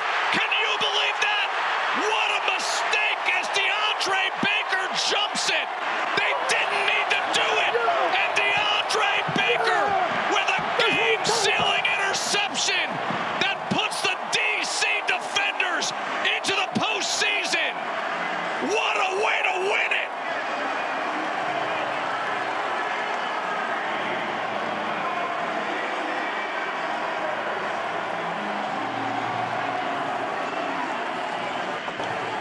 Absolutely didn't need to do it. You were well within field goal range. Your kickers hit a 54-yarder today. If you were going to do this, do not fake a spike. I see what he sees. DeAndre Baker is playing off. You could maybe pick up 3 or 4 more yards with a quick throw. Then don't fake the spike. He's going to fake the spike. This is what I'm talking about, the separation that he sees. If you just grab it and throw it right away, maybe you have a shot to, but he's going to pump, fake the spike. It takes too long. DeAndre Baker is able to close on the ball. Game over. A rare rookie mistake from a veteran quarterback that usually does not do that. And their kicker, Haversick, had hit from 30, 45, and 54 yards today. Lukes. Well, Tess, I'm here with Coach Shannon Harris. That wasn't on your bingo card, was it? It wasn't. But what a play, man. These guys stayed to fight. To God be the glory, you know. These guys fought hard. You had a great home crowd today. They got behind you when you needed it right there. Defense comes up and makes a play. But you had to manage your team a little bit there late. Motion's riding high. What's the message when you get back into the locker room? Because you've just clinched the playoff spot. We got to have controlled emotions. You know, we can't let outside things dictate how we play. The thing we always talk about, when arrows start coming in at our circle, the circle has to get tighter. It's like you circle the wagons, right? And make sure that guys are staying focused and maintain their discipline, you know? All right, man. Hey, thank you. Good luck. Thanks a lot. Appreciate it. That was a lot of fun, and we're glad you were with us for it as DC moves to 6-2 and clinches a playoff berth in a thriller. DeAndre Baker with a game-sealing interception. The final score is 33-30. For Jordan, Sam, and Tom, I'm Joe Tessitore. enjoy the rest of your day. What a game here in D.C. Jordan Ta'amu with 2 touchdown passes with a touchdown catch, and in the end, their defense does the job to shut down Arlington. The interception by DeAndre Baker, the former NFL first rounder, and that is how things finish up here in D.C.